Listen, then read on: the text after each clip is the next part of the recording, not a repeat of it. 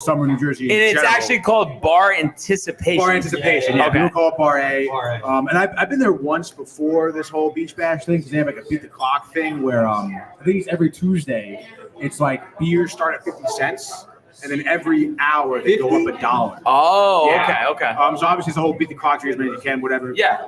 But then like ESPN and Yes coming in here, like professionals, absolutely taking it over. They have like the big like Jets mat thing. We can throw footballs to different receivers. Obviously, there's a big sand pit, which is where they actually do the show. We had a bunch of stands. It was Calandra's Bakery, which I'm sure you guys have been hearing. Yes. Ads for all week from Michael K. But then, you can make your own margarita. They had a pedal bike set up, right? So a stationary bike set up, and it was attached to a blender, and you pedaled your margarita. Blended your own margarita. It was sick, dude. But obviously for coverage, beautiful day, hot as hell, sweating immediately. Yeah. But we met the company, which I wasn't really sure. I didn't know about the company necessarily, because obviously I hear Rick and Dave shout out the company, just assume them at ESPN. Yeah. But the company is a big fan base of Rick and Dave. That I guess are pretty legit. They had like T-shirt jerseys of Rick and Dave. Wow. Hilarious. Met them. Then right after that, met Dave. And we were like, let's ask him for an interview. That was our first interview of the day was Dave Rothenberg. Yeah. And I don't want to spoil anything, obviously, for the vlog coming out later this month. Right. But he was just a stand-up guy, honestly. Great interview. Yeah. He is as pompous as he is on the air in person. It's really funny how much confidence he has in himself. But it was really great, dude. It was so cool to interview someone like him, and to follow that up with Don, with Rick, with Ty Gibson, and RJ. Ty Butler. Mike's always been a big Ty Butler guy. Ty Gibson? Always been a Ty Butler guy. Now, I don't want to spoil it, but like for the vlog, is there anything good Dave gave you on the Mets or no? No, I asked him nothing about the Mets. Really? He has done. I knew. Dude. Off air? No, Okay. Didn't want to get him upset or anything, dude. He got a little upset when I said he might be the most important interview today. And he goes, might be? Yeah. Might be? Like That's that? Dave. And I'm like, Yeah. I'm like, without a doubt, this guy's the most important interview we'd have all day. Yeah. But I asked Don about it. He's like, why are you asking about the Mets? Like, you trying to get me upset? Like that? Oh, my God. It was so funny. You didn't get to ask him about the Rangers?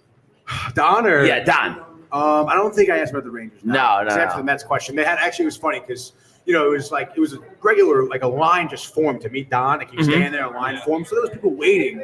So I felt funny even asking for an interview at that point, but did it anyway. And then a few questions in, he had some woman with him. And she was giving me a wrap-up sign. So I was like, okay. Oh, okay. I gotta get out of here, dude. I gotta go. And then DiPietro was a great interview as well. Yeah, so we caught him in between. I think in breaks, we were on the side of the stage. We saw him. I was like, dude, you want to interview? He goes, yeah, totally. They had just given away the Ford Bronco, and he drove it during the week too. So I was talking to him about that. And then, spoiler, Dave actually lost the trivia portion of the show to Don. Wow. So Rick was, reaming him out a little bit about how disappointed he was and stuff. So What was it? What did he get him on? Honestly, I don't remember. I think it was the first touchdown. No, they had really hard questions. Dave knows literally everything. I think the receiver to catch Tom Brady's first touchdown pass, I think, was the final question he lost on. Which is, I don't know that answer. You know who that is? Dude, come on. I don't know. And if you had to just give a rough number, how many people do you think were there, in attendance? Just throughout the whole day? Jeez. Maybe 1,000. That's a lot for a thing. On a Friday. It was a lot. Weekend. And, Bart and Han were earlier. They were at noon. Did you talk to them at all? No, Bart and Han, not really. I did. You talked to Han, yeah. Both, UB, Bart and Han. LIU Post and stuff like that, yeah. I talked to Bart and Han. I was at the stage as soon as they get off. And Bart and Han get off, and I'm like, yo, how you feeling, Bart? Right? How you feeling, Han? Yo, by the way, Han, you played at LIU Post. I played at UB. Oh, my man. You got to have some heart to play at G2, baby. That sounds I played against a guy named Zeus. He was 32 years old. I was like, dude, yeah, my captain, Willie Williams III, was 30. Right. Wow. So funny. That sounds like Alan Hahn, though, definitely. So you would sick to say. meet all these radio hosts, though. And all these radio personalities. Even the producers, Ray Santiago. Producers even more so because you don't see them at all. Not even their photos. Yeah. So I only really knew Rick and Dave from, I guess, obviously not Rick as much, but Dave went from photos. Right. Meeting him in person, even Bart and Han, I was like, wow, Han looks great. Like I kind of just assumed Han was like way older and more decrepit. He's tall, lanky. Oh, Han's a big guy. Yeah, I'm like, okay, yeah. Dude. Now, I think Mike was saying that his favorite meet was Dave. Is it the same for you or no? I mean, it's so tough to pick a favorite, honestly. Between him and Don, yeah. I thought Dom was a great interview. Yeah. And I was a little nervous. Obviously with both of those guys, because both of them, if you don't know what you're talking about, they're going to call you out on it too. So, but Rick was super cool too. Rick had his hand on my shoulder. Oh, wow. Yeah. Dude, he was like this. Don't ever Rick? watch that shoulder. Yeah, again. yeah. Wait, no, Rick was doing it? Yeah, hand on my shoulder. Okay. Yeah, it was dope. Again, you could tell, obviously, and then Rick was the last interview, I think. Yeah. So late in the day, people have been drinking. I've been drinking. yeah. He'd been drinking. Yeah, he had been drinking. We all have been drinking. At that point, who do you think had more, you or Rick? Dude, I don't know. I had Mississippi, I don't know, maybe a sea breeze at 9 a.m. So I don't know. Or A Malibu sea Bay breeze? breeze, whatever it is. What was the drink your mother made me, Renee? A sea A breeze. sea A breeze. sea breeze, It was okay. like grapefruit juice with vodka, basically. Wow. Something else. But that was at 9 a.m. At 9, wow. So I didn't really stop drinking until 9 p.m.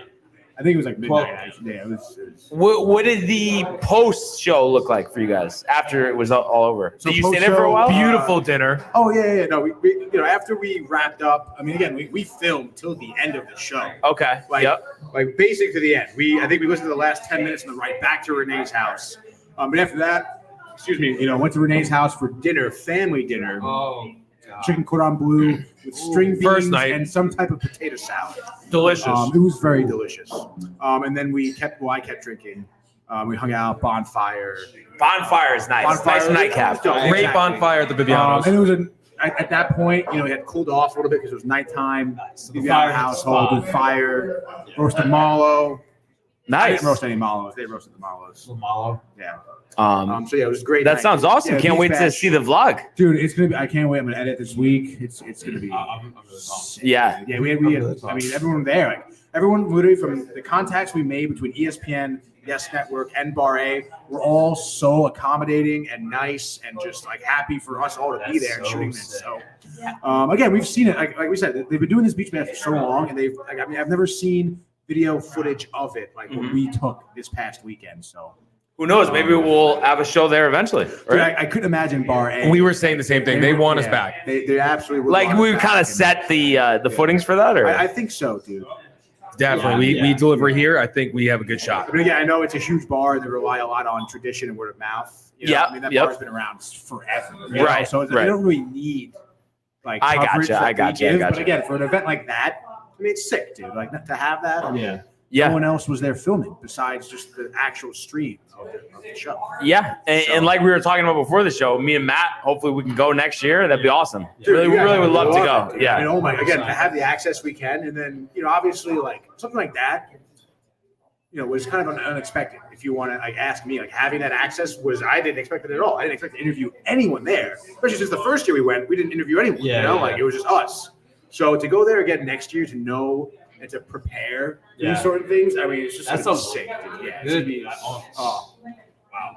You can't beat it. You really can't be. It was so cool to meet these people and to talk to them, and Yeah, it's so dope. they're just like you and me. And shout out It's shout out so to the funny. company. Shout out to the company too. company, Yeah, dude. we met them. They were actually the first interview. They were the actual Yeah. first That's interview. dope. You got to meet But who Yeah, like the whole who's crowd. comprised of they? The So company. It's a big company group. Is I don't even know. It Like a seems bunch of us. Yeah. It's a bunch of Rick and Dave fans Okay.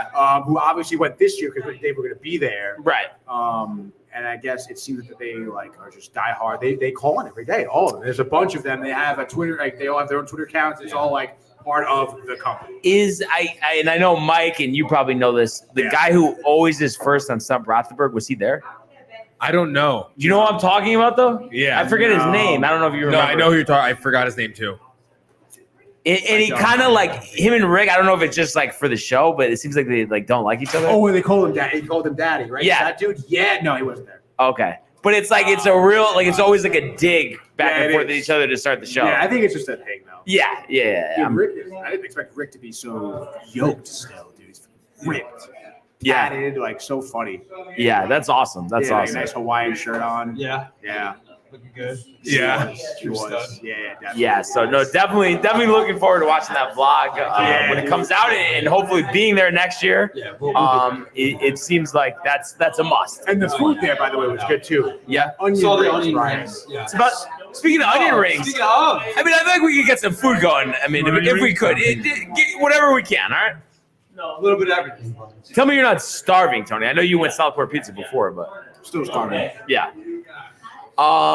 So yeah, no, whatever we got, a little bit of everything. So we got some buffalo tenders here, pulled pork sandwich. Watch out for that. Obvious O-rings here, soft pretzel, and the jalapeno poppers, which are like really to die for. I think that they're so good. Looking forward to trying this stuff for sure. Oh wait, Brian.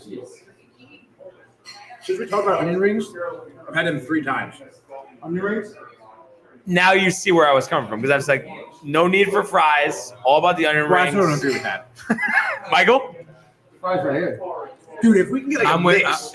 mix. How about that? Yeah, like fries with the onion rings in the basket. Yeah, like sometimes you go to BK. I know you don't go to BK, but the times you did go to BK, Right. you get fries, and all of a sudden you dump it out. It's like an onion ring in your fry thing. You're like, whoa, this is sick. Yeah. Definitely. The surprise of a lifetime. Yeah, and Michael's just like one ring to rule them all. Just had one bite of the jalapeno popper. Unbelievable. So good, dude. Jalapeno is arguably the best pepper out there. I think.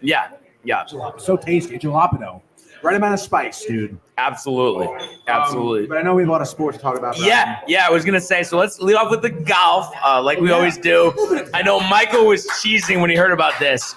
Ricky Fowler has returned to the winner's circle for the first time in over 4 years, winning in a 3-man playoff at the Rocket Mortgage Classic at Detroit Golf Club. He had a birdie on the first playoff hole, number 18, to win this tournament. And what a tournament it was for him. He finishes 24 under par. So a lot of talk last week at the Travelers where he played very well, where the scores were very low. They said they're going to make the course harder. So it's going to be interesting to see if Detroit Golf Club, kind of follows the same pattern here. But Ricky on the week went 67, 65, 64, 68 for a 264, which was matched by Adam Hadwin and Colin Morikawa. However, they were unable to birdie that first playoff hole. So Ricky Fowler returning to the winner's circle. You saw it. We have the Golf Channel on here. The post-tournament interview, he was in tears. And, you just get to a point. He was so high up in the world golf rankings. And he just, for the last 4 years, he really went through some tough times. So it just felt like he was never going to win again. And to do it and to kind of have that steady climb. Every week we're talking about, Ricky's finishing higher. He's got a chance. He's got a chance. And then he finally does it. What a moment for Ricky Fowler. Honestly, it's funny. This morning, I saw a post. I think maybe PGA Tour, maybe it was Barstool that posted on Instagram. But it showed the progression of his swing from his first year on the tour to now. No way. And it seems so drastically different. Like, again, it seems like when he first started, he was like more like standing straight up. And like his club just didn't have that torque on it. And then they showed him like from this weekend, and he was winning over the ball more, and his club on his downswing is just bent. Oh yeah, how much torque he's getting. 100%. And again, something like that. Clearly, the man has been working on his game throughout his time on the tour.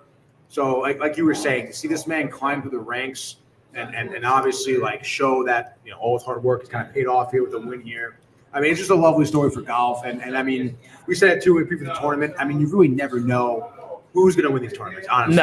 No. Could be literally anyone getting hot at the right time or anyone imploding for that matter towards the end of the tournament, And obviously, huge congrats to Ricky Fowler. I know Mike is hyped, and it's just a great story to see, honestly. And he was wearing the orange. It was very poetic. Exactly. And he was choked up in the interview. Yeah, you could tell the emotion was real. And he came close to a couple weeks ago at what tournament was that? The Travelers, even last week, he was near the top of the leaderboard. The U.S. Open, he was near the lead as well the week before. Been sniffing it the last few weeks, last few tournaments, so finally comes through. And I know it's for Ricky, dude. Ricky's an OG. And I know it's a tough ass, a big ass. We got the Scottish Open next week, and then it's the Open Championship. So if he could cap off this season with his first career major championship, that would be something.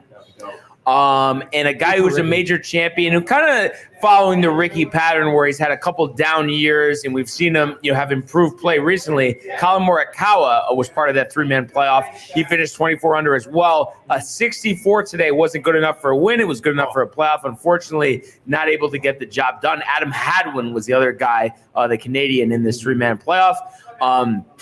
Further down the list, had Brian Harmon, who played well at the Travelers last week, finishing tied 9th at 18 under par. You had Cam Davis tied 17th at 16 under. Max Homa, after missing the cut at the Travelers, missing the cut at the U.S. Open, he finished tied for 21st, minus 15. Last week's winner, Keegan Bradley, another strong performance, tied 21st, went 15 under par, 69, 67, 69, 68. So the upward trajectory of Keegan Bradley's season continues. But I think the theme here was a lot of birdies, a lot of low scoring. So like I said, it's going to be interesting to see what they do moving forward. And I know we talked about this last week about what we feel like they should do. I felt like some courses are hard, some courses are difficult. Either one is good, either one is appealing, and especially when you have like a 3-man playoff or just a very tight finish, it's exciting to watch. Do you guys agree with that? That like there's no need to change this golf course. It's a great tournament anytime you have a 3-man playoff. Yeah, dude. I mean, I just feel like people complain about the course, either the whole, like, I guess, crew of players in that tournament scoring too low or scoring too high or whatever. I mean, I think it's total BS, in my opinion. I think they're maybe looking for something to complain about. Because I think the fact that these players are forced to adjust their games to every different course they play, I mean, just creates another level of difficulty for the sport in general. Not to mention, everyone has to play the same course. So it makes an even playing field. Like you said, there's a 3-man playoff. Clearly, like, again, that's just the way people play. What are you complaining about? 3-man playoff? I don't care if they're 20 under or 2 under. Like, it's an even playing field. They're all playing against each other. Like, that's just the man you got to chase. Like, we had the playoff a couple weeks back. Last time we were here. The Canadian Open, Nick Taylor. So, how could you not love that? The intensity and the drama. Yeah, and I feel like of all tournaments I've seen, obviously I haven't watched every tournament this year, but I just feel like none of them were really like blowouts. Exactly. None of them. That's what makes it fun to watch. Yeah, exactly. So what are you complaining about? I mean, the one thing I'll say is for like a major championship, I think it makes sense not to have a winner 24 under. Like, I get that. But for the other tournaments, I think they can be high, they can be low. It's all going to be good. Yeah, I think so too. I mean, dude, 3-man playoff. That's epic. Yeah. That's great. I mean, what? Dude, how can you not love that? Yeah. The last day, coming down to the wire, 3 guys. Love it. So yeah, no, I'm really excited for sure. And I jumped the gun here. I'm just looking at the schedule. So it actually this coming week is the John Deere Classic. That one from TPC Deer Run in Silvis, Illinois. And then the following week is going to be the Genesis Scottish Open at the Renaissance Club in North Berwick, Scotland, before we get the Open Championship at Royal Liverpool. And like I was saying, it would just be such a story, such a cap to the redemption story if Ricky Fowler was able to win that one. But obviously we know, it's going to be tough and you're going to have a full field. You're going to have the live guys. They just had a tournament in Spain that finished up this morning. Taylor Gooch with his 3rd win of the season. So he's a guy, wasn't well known before going to live. And all of a sudden, he has 3 wins over there. So that's kind of interesting.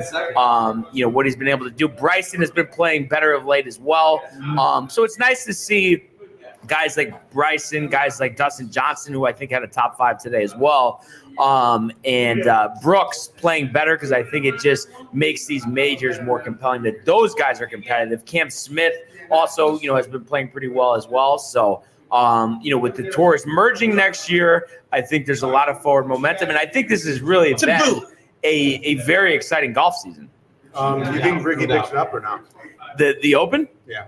It's so hard to say, but unequivocally, honestly, I think he's close, but he might have to wait till next season to win a major. He was so close at the U.S. Open, and then we saw what happened. The final round. I mean, these majors are tough, honestly. Tony's favorite team. The only thing, though, that I would say that bodes well for Ricky is the Opens are always on, like, no pun intended, but wide open courses. So, if he, shanks a shot all the way left, he can hit it. You know what I mean? It's not out of bounds. He's not dropping, so. How old is he now? He's 34, I believe. Okay. He's got time. So, yeah, plenty of time for him. And speaking of age, I feel like this is a good parlay into this. Bernard Langer actually won the U.S. Senior Open today, and he broke Hal Irwin's record, which was 45. So to take it to 46 and to break his own record as the oldest winner on the senior tour, 65 years, 10 months, 5 days. So Bernard Langer standing the test of time. We see him at the Masters every year. It really is unbelievable what he's able to do. We all have enough trouble golfing now to think that this guy can win these big tournaments at age 65. I mean, that's pretty impressive. Senior tour? Senior tour, yeah. Is it like competitive? Very competitive. That's the thing. Is everybody thinks like, for instance, like Tiger, when he turns 50, he could just go to the senior tour, win. But the thing is, these guys, like, they're shooting 63, 64 on the senior tour. It's not like you could shoot 3 over and win a tournament. It doesn't work like that. It's pretty sick, actually. Yeah. And it's really like... Dude, the playing field is even. Exactly. It's not like, these guys are going up against, like, young Ricky. Right.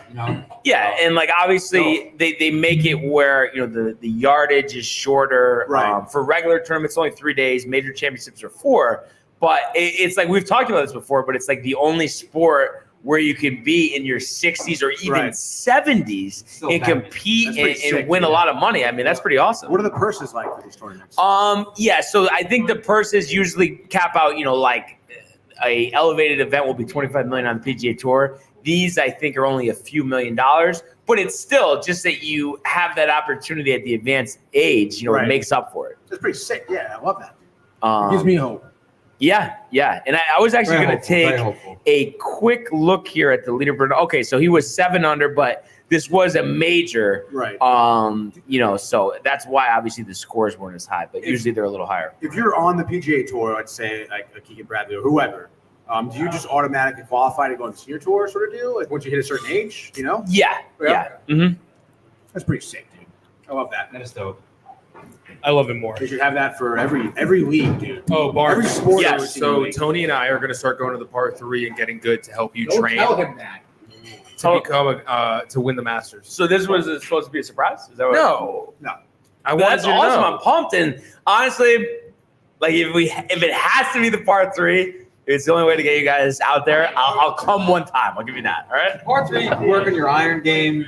It's a good opportunity, And your short When game. we were over there playing baseball, Yeah. you arrived for the par 3. No, I thought it was in good shape for a par 3. That's what I'll say. It's a nice little par 3. No, and it's Nice like, little course. I mean, the whole thing is obviously I love hitting my driver, but the whole thing with golf, as everybody knows, there's never one part of your game where you can't work on. So obviously, the short game, the par 3s, you can always use work on. And let that be a metaphor for life.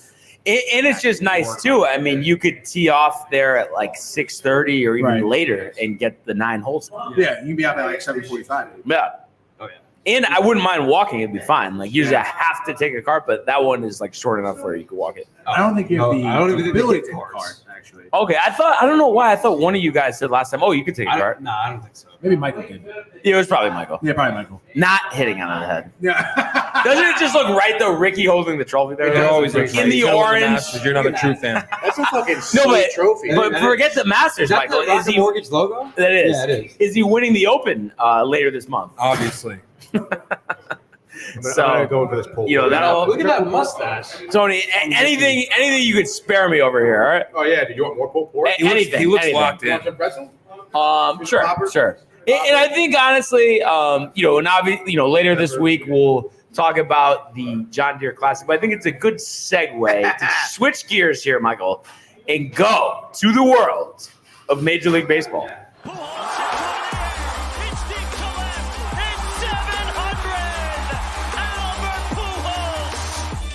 What a play!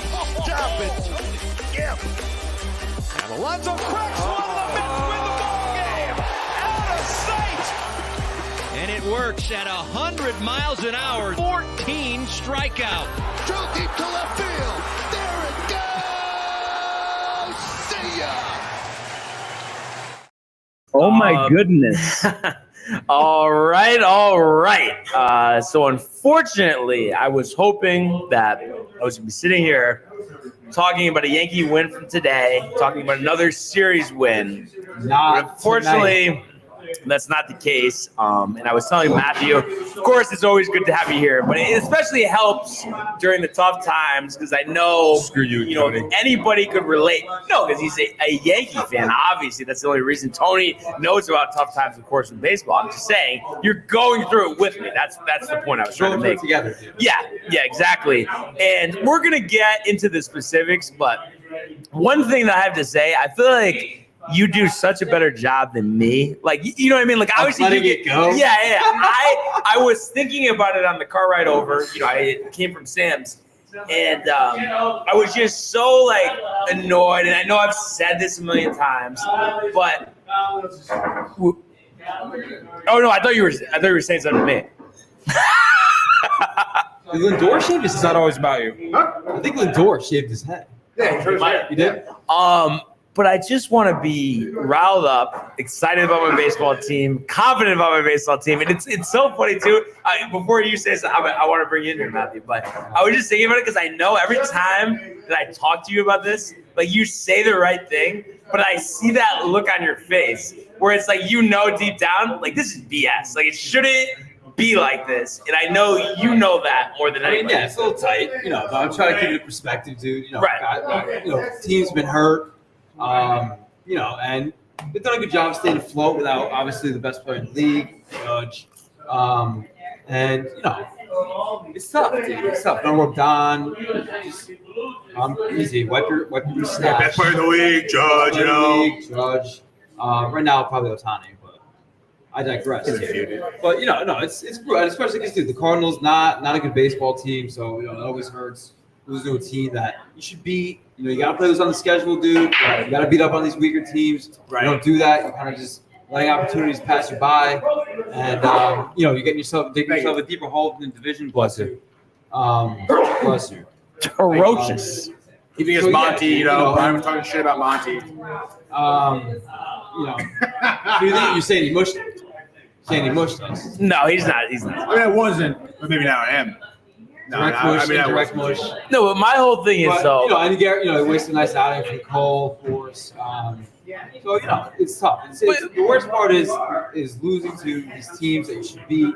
The Cardinals are 35 to 48 teams. Like, that's you should beat that team every time. And we're staying afloat. You know, all the injuries and this and that. Lack of offense, as you would say. It's tough, dude. But you know, we're right before the All-Star break. You know, What are you, like 4 games back of the wild card? Probably 4 or 5 from the top spot, though. But my whole thing is, you had a 6-game road trip against 2 last-place teams, and I know, you know, you're missing your top offensive player, the reigning MVP, but you can only go 3-3. I don't know. To me, that just seems unacceptable. And I don't mean to be too hard on them, but I just think, you can't go 4-2. I know that is kind of tough. But I mean, I don't know. I feel like this past month, I mean, didn't you guys win every series in the month of June? yeah. So I mean, you guys had a good June again without one of your best players No, not every series. Not every We series? got swept by the Red Sox. to start the month. Right? No, it was because the Dodgers was like the first series because that's when Judge got injured June 4th. It was June 4th. Yeah, Really? June 4th. Yeah. Was Boston Memorial Day weekend? Yes, it was Memorial Day weekend. So then wasn't June. Actually, no, not Memorial. It wasn't Memorial Day weekend. I mean, I can pull up the exact Are you schedule. sure? It was Yes, I'm June when positive. Judge got hurt? June 4th. Yeah. Yeah, it was definitely June when Judge got hurt. It feels like way long ago. Yeah. Anyway. Almost a month ago. So yeah, the last game against the Red Sox. Let's see if this will actually show me the date here. June 11th. So it was like a week after that Dodgers win. So there's a White Sox series in between. Anyway, it seems like I had a good June anyway. I don't know.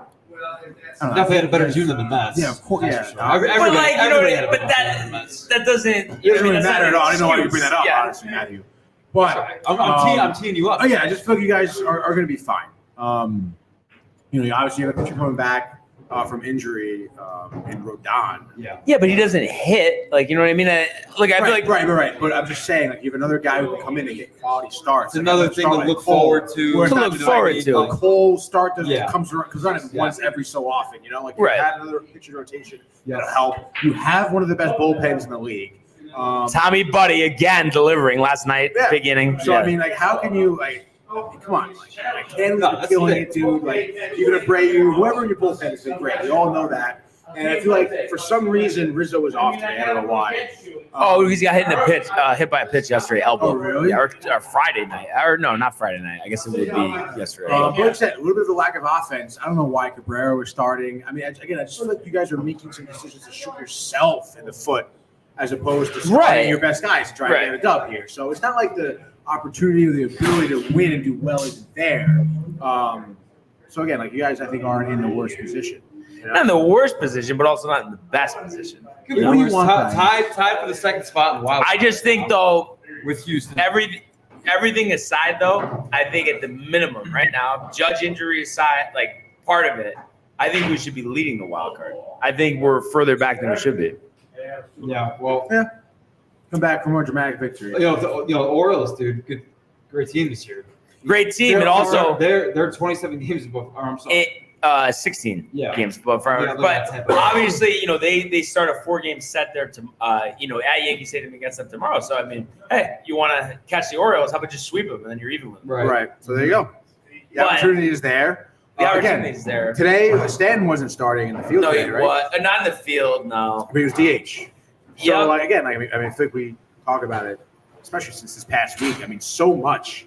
right. How do you? I understand he's been starting in the field, but Well, he started those 2 games. The day before we talked about that, he started 2 games, Yeah. and he didn't start the next 3 I know, games. which is like 3 games. Well, what do you think it is? Like, they 3 did games. it. They did it for 2 games, and then they just didn't do it the next 3 They're games. Like, probably nervous about him getting hurt. but we've They're talked nervous about this so about many the times. That's what it is. We've talked about so many times that Let the him- program for let him injuries get hurt. doesn't work, though. bum anyway. So why do they set on that program? Yeah, why, Matthew? Tell us They're why. just set, dude.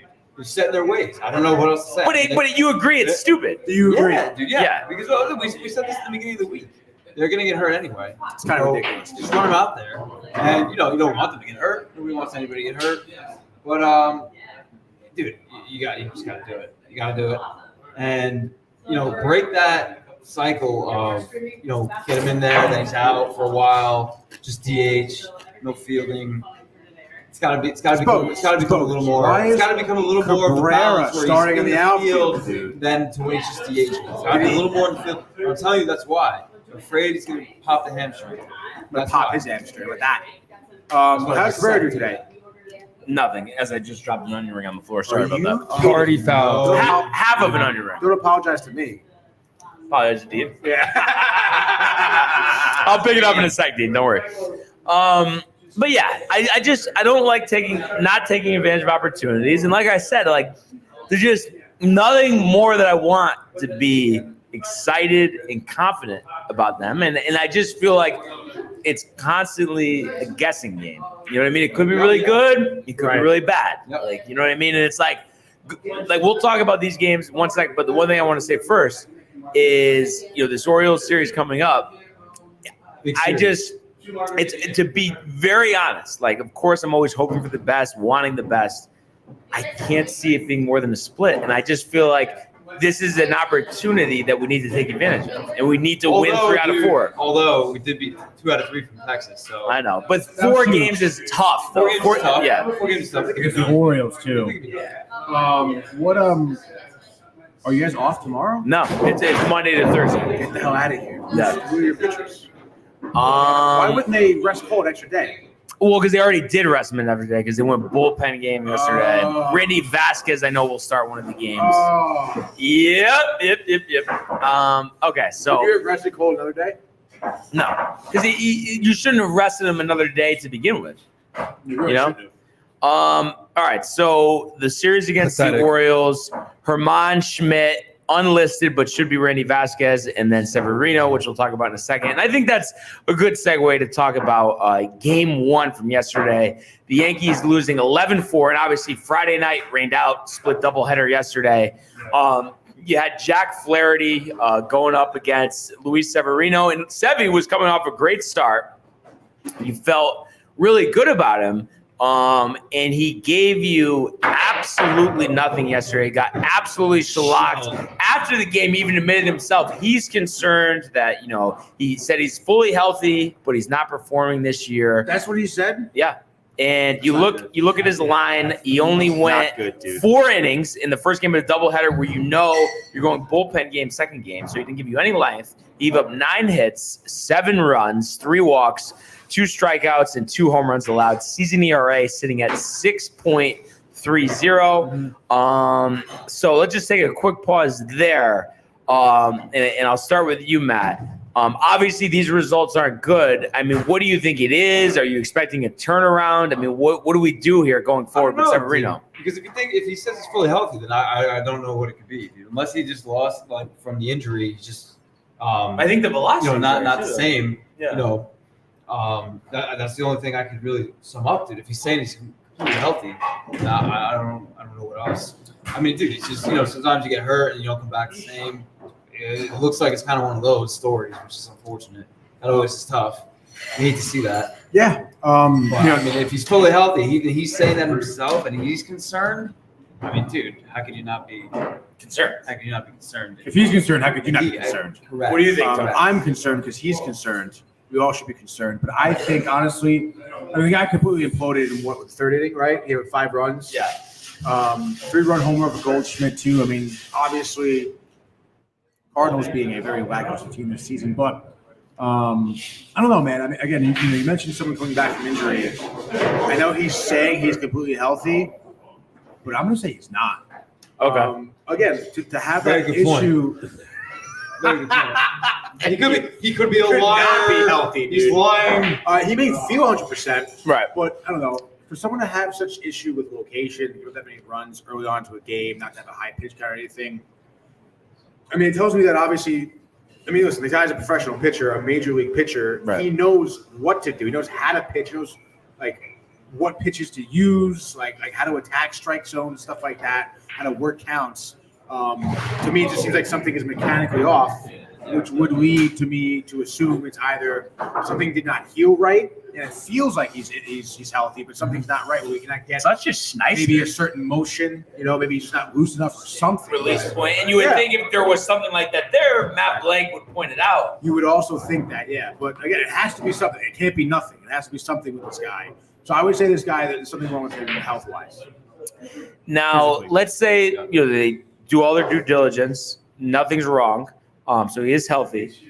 Is it a month you give him? Is it 6 weeks? What is the leash before you say you got to go to the minors? You got to go to the bullpen? What would you guys say? Like an Alec Manoah situation. I'd give him another month, I think. Yeah, because All-Star he break? missed a lot of time to start the year, obviously. Yeah. What do you think, Matt? Yeah, probably. Obviously through the All-Star break, which is coming up. And if he's not right by a week or 2 after the All-Star break, not to.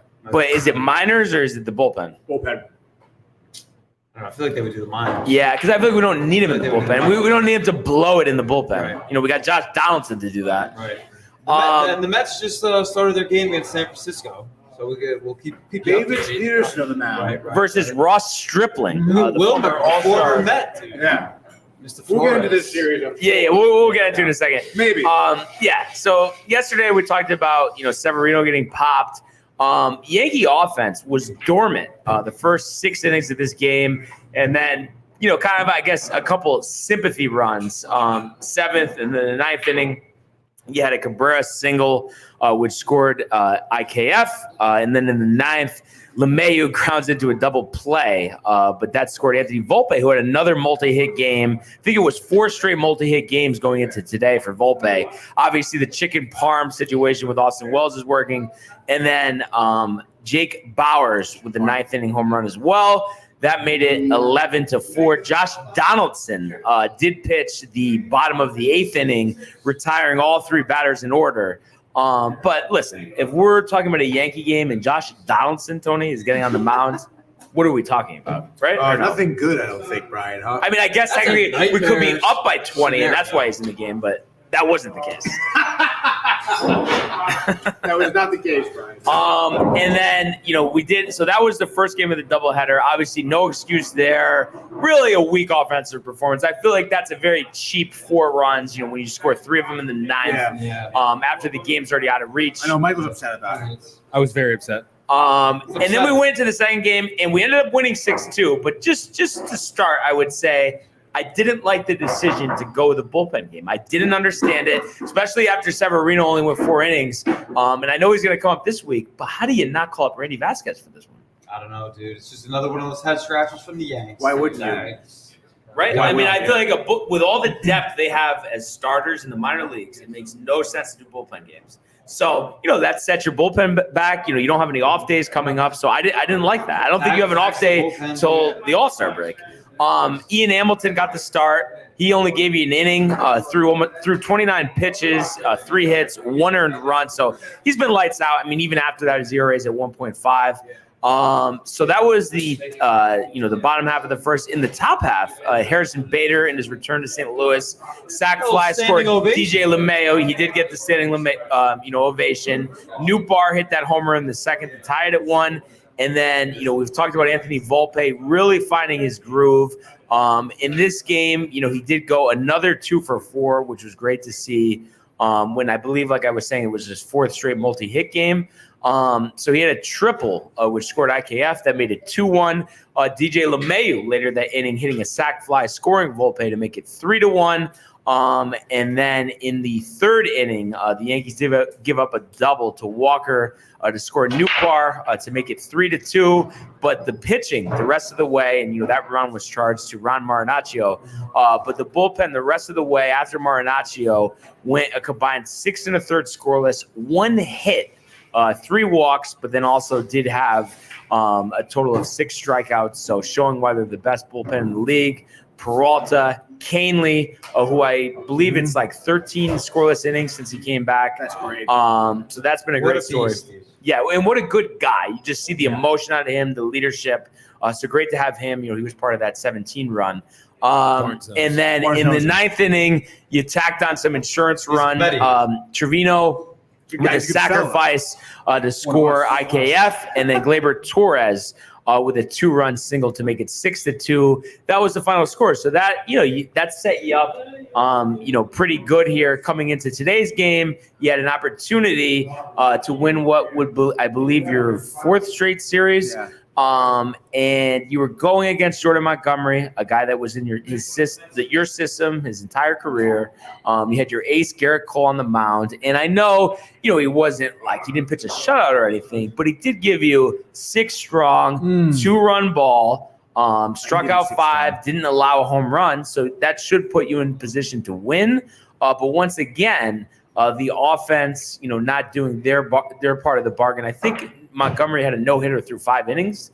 And the runs charged to Cole were a Walker single in the 4th and a Nizer single in the 4th. So that made it, 2-0 St. Louis. Yankees cut it to 2-1 with a Bowers double to left, scoring IKF.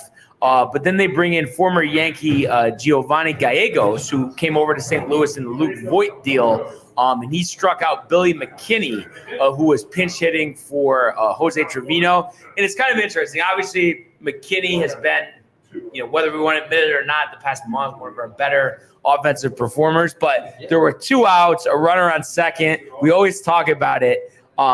I just don't know if I agree with that because I'm saying because of Trevino, that patented single over shortstop. Like, what do you think about that move there? To pinch hit for him? Yeah, McKinney cold off the bench. Trevino usually good in that scenario. It's probably just like you said though. McKinney's been hot. Right. One of the better players we've had for the past month with everybody being injured, and probably just feeling good in that situation with McKinney up there. But 3 straight pitches, struck out. It's tough. Yeah. You don't know what would happen with Trevino, but As Nimmo swings 3, changeup, I believe. Ross Stripling, what an effective change down in the zone. Yeah, no, it was an effective changeup for sure. As Nimmo goes down on strikes here, 1 out in the bottom of the 1st. And the only positive point about the rest of this game was that you only used Jimmy Cordero those 2 innings, so the bullpen got a kind of a rest day here. Cordero, who had been pretty good this year, 5 hits over 2 innings, giving up 3 earned 2 strikeouts and then a home run to Brendan Donovan. So the Yankees lose this one 5-1 to end this road trip. 3-3 to lose 2 of 3 to St. Louis. What's that? Strada, shortstop, right, for the Giants? Yes. Crawford. No, Crawford. But Strada is on the team, though. Second base, maybe. So yeah, I mean, I already talked about it. I was very disappointed in this effort, and the fact too that you get 3 hits, Tony, in 1 run, and you have a guy that you should know better than anybody starting for the other team than Jordan Montgomery. I mean, excuse, injury, all that aside, I just feel like there's no good reason for this type of offensive performance. Yeah, I mean, I think you're totally right. I mean, the only thing I could really think of is the fact that Monty now, this is his second time being the Yankees since he's been traded. So I think that man holds a grudge, and he's just able to kind of rise. To the that's occasion, good. Because he's kind of tight. He's off the Yankees, I think. I really think that's what it is. Because he does. He pitches a lot better. But you still should be able to hit him. You still should be able to do more, regardless of that. We have it's a double-edged sword, Michael, as I suppose he knows a lot of these Yankee players, too. We have our first comment. What do we got? Kevin Taylor. The company is in the house. Shout out to the company. Kevin, could you enlighten us? Yankee fan, Mets fan, give us something there. We have both. So Barnes is a Yankee diehard, Matt as well, and Tony is a Mets fan. I mean, you would imagine Rick and Dave fans are predominantly Mets fans. No, because to be completely honest, I don't think. No. To be completely honest, Brian, I don't think Yankee fans can handle other fans. They just can't do it. That's not. I don't look at a host of a radio show and say, "Oh, he's a Mets fan. I can't listen to." Yes, you do. I don't. You hate Rick. No, I don't. Yeah. I don't hate Rick. You always talk smack about Dave. No. But he's just so. What I would say is, I completely respect them. I just don't like when it's like, let's completely, throw our shade at the Yankees and then only say good things at the Mets. But he did say he's a Mets, Rangers, Raiders, and Knicks fan. So thank you for letting us know that, Kevin. Awesome. The Raiders, Matthew says. But just be both ways. That's all about the situation. Just talk. And I think, and I don't mean to throw a dig at Rick and Dave, but I think this baseball season has humbled them, and I don't think they'll do what they did last season again. Get ahead of themselves. Yeah, I really don't. I think they've learned that you gotta, just be respectful on both sides. That's fine. Or just favor the Yankees. No, I'm not saying that. I'm saying I gave credit when the Mets played good baseball, but we haven't seen that this year. Sounds like you have a hard time saying it right now. Still, no, I wouldn't say that. Michael. Barnes can't stand the Mets and Sox and any other team in the world. No, I would say I did think I'll be honest, as Alonso lines out the second to the end of the inning. How excited Scoreless game after one. So happy. I have to admit, at one point last year, I thought I disliked the Mets more, but Then the Red Sox? I've had a year to think about it, and there's no way that I could not like a team more than the Red Sox. The fans, the players. Yeah, you get what I'm saying. You can't hate a team more. Even all the Astros cheating stuff, the Red Sox are public enemy number 1. They are. There we go. Say what you will. Right. Say what you will. I mean, you can't hate the Mets more than Boston. No, it's just the fans really annoyed. The fans of the Mets really annoyed me, like just listening to the radio last year. That's where it came from. That's fair. No, hearing people. So we have multiple comments coming in hot. We have Donna Barnaby saying, "Hi guys!" Exclamation point. Then we scroll down. We say Stacy Ross. She says Dominique and Patrick watching Uncle Brian live in their Yankee jerseys. Wow, nice work. I'm sure Brian has a lot of influence on that. Wow, let's go. And now we're gonna go to Donna Barnaby watching from Rhode Island. Let's go, baby. And that is a good segue, and I appreciate my mother and my sister Stacy commenting. And I had a great weekend with all of them. And Dominic and Patrick, my nephews, had such a great time. And Patrick, we were throwing the football a lot today. He's doing great at T-ball, so I'm really excited to see his athletic career when he comes of age. Let's go, dude. Awesome. Here, baseball star? I think he could play any sport. Second baseman? So much energy, so excited. I mean, we talk about that all the time with like what players we like, what we think is good for the clubhouse. And it's like you can't beat good energy. And See, Barnes is already scouting him. Clubhouse guy. Yeah. Good clubhouse guy. And I showed you guys the video of him swinging the T-ball bat, right? Yes. Yeah. Yeah. Tony's favorite the team. torque for somebody that's 2 years old plus. I mean, that's Swings better than you. unbelievable. I It had a better tour. Stop it, dude. The Yankees should call him up because they could use him probably. Yeah. I mean, I don't think that would be a bad idea, honestly. As we're getting, I believe, an interview here. I think we're in top of the second with Pete Alonso. What do you think about the polar bear this season, third Tony? career All-Star selection here. I mean, For those who don't know, people call Tony the grizzly bear. nobody calls me the grizzly bear, except for Michael. Dean liked that one. Dean liked it. Thank you, Dean. I'm here every third Sunday. I mean, so I don't know, man. Obviously, I don't like Alonso this season, honestly. I really could care less about home runs. His batting average is not great. He's been making mistakes in the field. Obviously, a little bit of an injury as well set back his year. So, I mean, the numbers are not great for me if I could. And then he's breaking bats over his knee. I mean, come on. There's no need for that. No, it's totally fine to bring a bat over your knee. I encourage that, actually.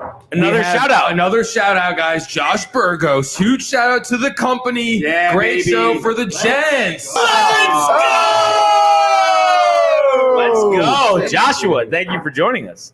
But yeah, I mean, needless to say, Tony, you're disappointed in his performance this season. Do you think it has anything to do with that they just brought him back too early from that wrist injury?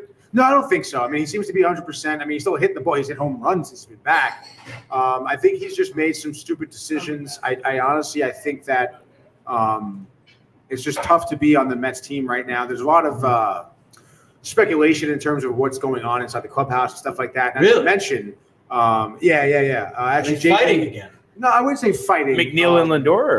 No, it doesn't. Again, The car? They're a rat. Specific. The car, though. The car has something to do with it. I don't think it's the car at all. That is kind of suspicious. But it just. Lindor said he would Lindor, buy McNeil a car for winning the if batting he won title the batting title, which he did last year. Car yet. Yeah. Yeah. But I don't know. It just seems like that there's obviously not great energy in the clubhouse. I mean, you're talking about a team who's had such expectations As a ball Lindor goes lets one go through, slips through one Lindor. on, one out. Not great. But, So excited. Yeah, he really is like so excited. It's ridiculous. And I kind of forgot what I was talking about. No, just the controversy in the clubhouse. Yeah. Oh, right. Lonzo. I just think at this point, to be again, You should have like, grabbed that like one. look at this play right here. All the money It's he just makes. So His head's not in the game. that's what I mean. It's Cut so it off. evident that this clubhouse, these players are not mentally ready for They're checked MLB out. games. I don't know if it's checked out as it is, just they just feel totally lost because every aspect of their game has really not been going their way. Right. They have not been consistent. David Peterson's on the mound right now, who's someone who really doesn't even belong in a starting rotation here, not let alone in the Mets rotation. So I just think it's a very precarious situation that any Met player finds himself in. Talk about a total loss of identity, loss of drive, loss of outlook on the season. They were expected to be head of the division right now, kind of staring down at everyone else in the league, which obviously they're not. They're kind of looking up right now. And it seems like that their, playoff hopes are dwindling before their eyes. And like I said, it seems like this team cannot find any chemistry. Whenever something works one night, something else doesn't work the other night. If they're scoring well, they're not pitching well. If they're not scoring well, they are pitching well. So it's just like it's an absolute implosion of a team, and they just need to find some type of momentum, some type of good energy to really grasp onto and ride it out for the rest of the season. I mean, just look at Pete right now. I mean, yeah, he's doing an interview. He probably is thinking to himself right now that why the hell am I doing this interview? Like, this is stupid. What can I He's doing the home run possibly derby. even offer? Yeah, of course he is, because obviously we know about That's all his he power, has. but That's all he's got. no, it's not all he's got. I think at the end of the year, end of his season, end of his career, as a nice, I thought it was a Porsche, not a Porsche. I don't know. I think he's gonna have a better career than Judge at the end of the career, so it's fine. One side note, because I know that's a bunch There you of go. nonsense. I just was looking at my phone for a I second. know you were. Yeah, we know. While I was talking about the Mets, you were on your phone. spaced out for you. And I wanted to again thank my family. They just sent me a picture of the living room in Rhode Island, and my godson Patrick wearing his Yankees jersey, pointing at me, clapping. So Patrick, had a great weekend with you, and can't wait to see you again soon. Throw the football around again. That was a great time. All right, let's just go to hockey or something. Well, I mean, come on. Tell me that's not great, though. The young ones getting them into sports. I mean, you can't beat that. I really enjoyed that, yes. Yeah, it's awesome. So that was really great. But I did kind of want to get to, as we got 2 on and 1 out, Brandon Crawford at the dish. If you had to just take a guess, what is the controversy, the split in the clubhouse about? I mean, I think it's really just going to stem from the fact that they're not doing well. And I just think, like I said, they have like a real loss of identity as a team. People who are in certain roles, kind of, not having a role that's really set. Again, like Pete Alonso, what's his role? It doesn't seem like he's a hype up guy. It seems like he's the big bad guy. Kind of a goofball too. Yeah, no, he is. He is a little bit of a goofball. I think he wants to be the hype guy. Because the other night when he against Philly a few weeks ago, he's like, throw it again. Yeah. Pass ball. Did the runners move up or they stayed really there? backfired. Yeah. Running to third. 2 outs here. Crawford stayed on first. Yeah. If that is Crawford at first. But anyway, I think that's him maybe trying to be the hype up man, but again, that's not his role. It's just people just don't know their role. They have several young guys who came up obviously from the minors. Yeah. He looks pretty tight right now. Exactly. I mean, of course he is. I think everyone on the team is. And I gotta say, having those guys come from the minors, they didn't necessarily. They kind of expect to have a veteran player to look to who can, kind of show them the ropes, tell them what to do. But it's kind of hard when you guys are losing games left and right, and just things are not gelling as a team. So these guys who are coming up, who are early on, who are young, are not getting the necessary tutelage from the veteran players in terms of what to expect from the league, how to think, how to act when certain things are happening in certain scenarios. Which Mets, obviously baseball is very situational. So from that, it's just that type of trickle down thing from the top. That's just. Nothing is good blood. No, there was a good There's a comment that comment. Michael wanted to. Josh Burgos, thank you, appreciate it. He says such a good Alan Hahn impression, How laughing awesome emojis. Oh, it's funny. That. Throwing plates? Renee, thank you. He's throwing plates, he's throwing onion rings. Don't play anything, by the way. But I don't know. To me, though, it feels like there's something more, something that we're missing, something that is dividing the team. I mean, it could be as simple as the guys who aren't making all the money are saying the guys that aren't putting in the work, and that's what's dividing the club up. I don't think that there's really any type of fissure because of people feeling they're not putting in the work. Honestly, and JD Davis said this actually as he came back to Citi Field. I saw that. Where it just seemed that the turnaround for players, for managers, for GMs has been so frequent with the Mets that it created an uneasy feeling. Wow. And Brian again, I doesn't mean, care. think about Brian. I can multitask. I can, though. That's the thing. JD Davis, I saw the quote, Tony. He said, I would be one of the only guys, I would hit a home run. The next day, I'm out of the lineup. So how's that for not paying attention, Michael? I love it. Do you like it? You hear what I said, though? Yes. What I said. What I just said. You were building it up to that. That's all I would say. But again, I mean, you look at these young players, like Alvarez, like Beatty, even now like Mauricio and Vientos. I'm listening. I'm listening. thinking about that. Beatty, Vientos, Tony. I can hear. These are players who obviously, talk about dreams, be playing in the major leagues, but expected to be everyday players for the Mets, which obviously Beatty and Alvarez are. But what are they talking about now? Since everyone's imploding, they're talking about trading them. Yeah. So that's just the feeling that JD Davis was really explaining. And again, you signed Scherzer and Verlander to a few years. They're talking about trading them now. Right, so it's like, who's safe? What type of security do you have as a player? You don't. So, I mean, that's something that should be the last thing on a player's mind when they're out there is, if I strike out here, I could be gone tomorrow. Yeah, that's That's bullshit. That's a terrible attitude. It's a terrible vibe for a clubhouse. Horrific workplace environment. Culture. Yeah. I mean, Down to imagine twos. any job right now, a job that you have. It's like I if might get fired. Yeah, if I sneeze today, I'm gonna get fired tomorrow. It's like, no, you can't. It's not. Nobody can You thrive. can't do that. You have to start these guys. You have to ride them out. And I know, like with the conference with Cohen, he's like, "Oh, everything's fine." Right? I really don't think. I think No, he's dude, looking of course, to make that's all that. Buck and Epler are going to get fired midseason. Yeah, They are. and I guarantee. I don't think like, Buck and Epler get along. I think that's I don't know. It's so hard to gauge that, honestly, dude. well, just based on everything you're saying, it Right. wouldn't be a surprise. And again, I just feel like anything anyone says to the media, like players coming out saying, "Oh, Buck is great. Everyone loves Buck." That means they hate I don't him. believe a fucking thing they Really? say, dude. I really don't. How could you say that? It's too bad, bro, because I always thought Buck was like a Right. solid man everywhere he's been. Like he went to Baltimore, he turned Baltimore around. Like, Right. But I think he could be before- too old. before though, he at got this to the point, Yankees. though. Before he got to the Yeah. Yankees in the early '90s, turned them around. And Yeah. obviously, bye in '95, and then they go the dynasty starts. But so I don't know. I guess that is Buck though. Even my dad, telling me recently, like that's who he is. Like he gets close, but that's about it. I know. He can't take you all the way. So Could you give me what do you need, buddy? whatever? But I guess we'll kind of see. Obviously, what moves on in terms of the Mets season, but I mean, you got to expect obviously some massive moves to kind of happen, and it just sucks because you got a team that won over 100 games last season. As Jeff McNeil is up here, Strikes out. Someone who won the batting title. I mean, again, you had your core guys are really nowhere to be found. Honestly, I think at this point the best guy on the team is Lindor, who obviously every so often makes a little bit of a defensive sneeze there.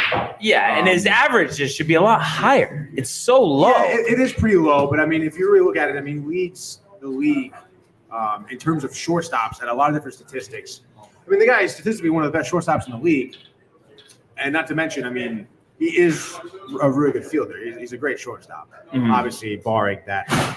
Yeah, he should have had. He should have had that. But as I stare at someone like Starling Marte, who's been wildly underwhelming. I think he's batting like 250 average. It hasn't right now. started till tonight in this series. He started yesterday. Oh, no, you're right. He didn't start. I mean, it's again someone who was a huge power bat last season. Nowhere to be found this year.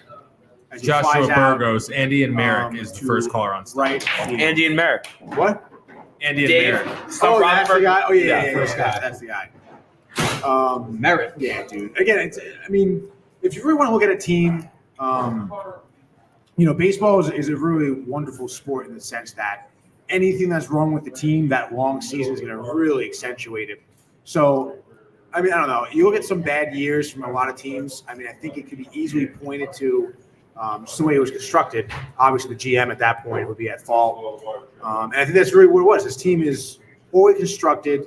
Epler just did not make the necessary moves to get a good bat, to get pitchers that you could really consistently put out there when comes their time in rotation. He did absolutely nothing to help out the bullpen as Connor grounds out to short to end the inning here. Again, you did nothing to improve your outfield. Marcana sucks. Tommy Pham is probably your best outfielder here. I think he's batting like 270. He's got 8 home runs, 33 RBIs. He looks actually really solid in left field when they do start him. But everyone else, I mean, it's just not a fundamentally sound team. Again, like you had a great year that no one really expected last season, and you did not build upon it. Right. The one thing you can arguably say you built upon was bringing in Verlander, but the only reason why you did that because he was really the only option available that could be even held in the same room as Jacob deGrom. Right. And that's the only reason that worked out for you because deGrom obviously is not playing. Right. But even so, I mean, Verlander, It's like a complete despite wash. his last 3-4 starts, has been totally underwhelming. Not to mention starting the season off injured. And then this is a guy you're expecting to get a couple more years out of. I mean, it's just not going to happen, So this is a team that was, again, like I said, baseball, long season. Anything that is long is going to be so highlighted. And that's exactly what's happening now. You don't get this bad by being a good team, obviously. You don't get this bad. You don't have this record by being a fundamental team. You're not a fundamental team. You're not. You don't have the players for it. That's really what comes down to the end of the day. You don't have the players to be a fundamentally good team. I mean, I know, too, you have a bidding war towards the trade deadline, but if the right deal is there, I would just start making trades now. We saw Chapman get traded to the Rangers the other day. Yeah, we talked about the Mets bringing him in. Yeah. Didn't do that, obviously. It's too late for that. But I think at this point you shouldn't give up anything of value to bring anybody in. You should be See, acquiring assets for the future. honestly, I know when I said possibly like giving up Mauricio or Vientos. Just again, hearing what JD Davis said about the clubhouse mentality because of guys getting turned around so often. I mean, those young guys, I think you should just absolutely double down on them, all of them, Yeah. and not treat them. Away I think the only way it makes sense is to bring in a foundational guy like Soto, like we've talked about. Yeah, and I think honestly, you can probably get some good trade value for Pham. Right. Right now. You can again McNeil probably okay. If you want to deal with Verlander, I mean his last 4 starts, he's had a sub-1 ERA. I think has had maybe around 8 Ks, 1 walk over his past 4 starts. So it seems like he's someone who's kind of coming in finally to his own this season.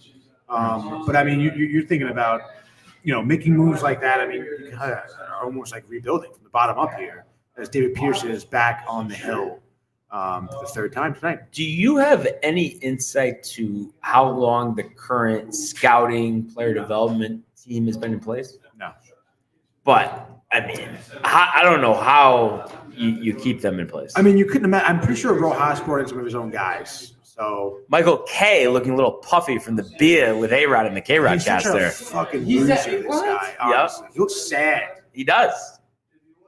He's going to be really sad when he sees our vlog. Dude, yeah, he wasn't there. I can't believe he wasn't there. I know. I can't believe I was really surprised, and I thought it was funny how I know he's been away, but I thought for sure he'd be back for that. I mean, it's not like they didn't say he wasn't going to be there for all week on the show. I thought it was so weird. And it definitely was pre-scheduled, though, because the previous series he had off in Oakland. So Right. I don't know why. It's like, I think it was literally like he did not want to go to Oakland, so he didn't care about missing that. Yeah, and honestly, 100%. I mean, And he missed a perfect game. again, I mean, There you go, bud. Dave keeps bringing that up. About the perfect game? Yeah, he's like, guys, it looks like he missed that too. And you know that was on him. He could have done it. He could do as many series as he wants. You know? I don't know. I mean, obviously, it would have been cool to talk. to Another him. company. Hold on, let's get it up.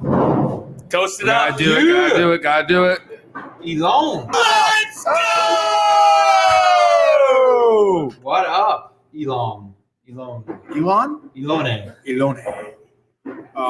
But yeah, I mean, it would have been cool to have Michael K at the show, possibly interview him and talk to him. That would have been sweet. But I thought, I mean, it seemed like they brought in Rick and Dave because Michael wasn't there. So I mean, I'm not going to be mad about it, Yeah. No, definitely Yeah. not. I mean, Rick was, or Mike. Wait, so you think if Michael K was there, Rick and Dave wouldn't have been there? Dude, Michael. Dave was on the Michael, show. you're not on your tippy toes here. I think that would happen. What? No, the comments, Michael. Come on. Oh, buddy. sorry. I'm looking at you guys. Thanks for Lonnie. Friday again. It's Lonnie. What's My up, bad, Lonnie? bro. That's the guy what's you up, interviewed. Lonnie? Yeah, Lonnie and Anthony. I mean, Yes, yeah. Lonnie and Anthony. Don't mind the horrendous gov. I don't know. We're gonna see. I'm getting it late here. The government. Don't mind Horrendous the gov. Was that like a? I don't know. Oh, I don't know. But I mean, he was great. Lonnie Yeah, and Anthony Lonnie- were wonderful interviews. Yes. Naturally, like anyone, really. oh, so we'll see them on the vlog. Oh, yeah. Oh, Okay, yeah. Awesome. That would be so sick to put like a face to the name. Yeah, that What would. do these guys call? Obviously, Because it was so cool. Again, like, I didn't like, Oh, we have another one, Michael. I keep cutting off Tony, but come on, you're not excited for the comments. Oh, no, it was super cool. Again, Government name. talk about like, Oh, don't mind the government name. talk about like, putting names to faces. I mean, shout out to the company, not putting those 2 and 2 together. That on that day, I thinking, oh, this is the company. I was like, what Yeah. is this? Because I saw the shirts that said Rick and Dave and Bart Hahn on the back. I was like, what are you guys doing? And at first, he said like Rick and Dave, like that's our name with a company. I was like, wow, your company name is Rick DiPietro and Dave Rothenberg? And he goes, no, like we're the fans, the company. I was like, what? Dude, they do have, Mike. They do have Twitter wars. Yeah, Lindor, they called that Yeah, they're out, but he beefing with dropped that. I don't. I Yeah. didn't see it. Doesn't matter. But yeah, dude, absolutely love it. They're kind of looking at our show. We were obviously telling them. Yeah, we're usually 10 to 11. We're 10 to like 11:30 here. So, Keep the momentum exactly, going. dude, it works Yeah. out quite perfectly.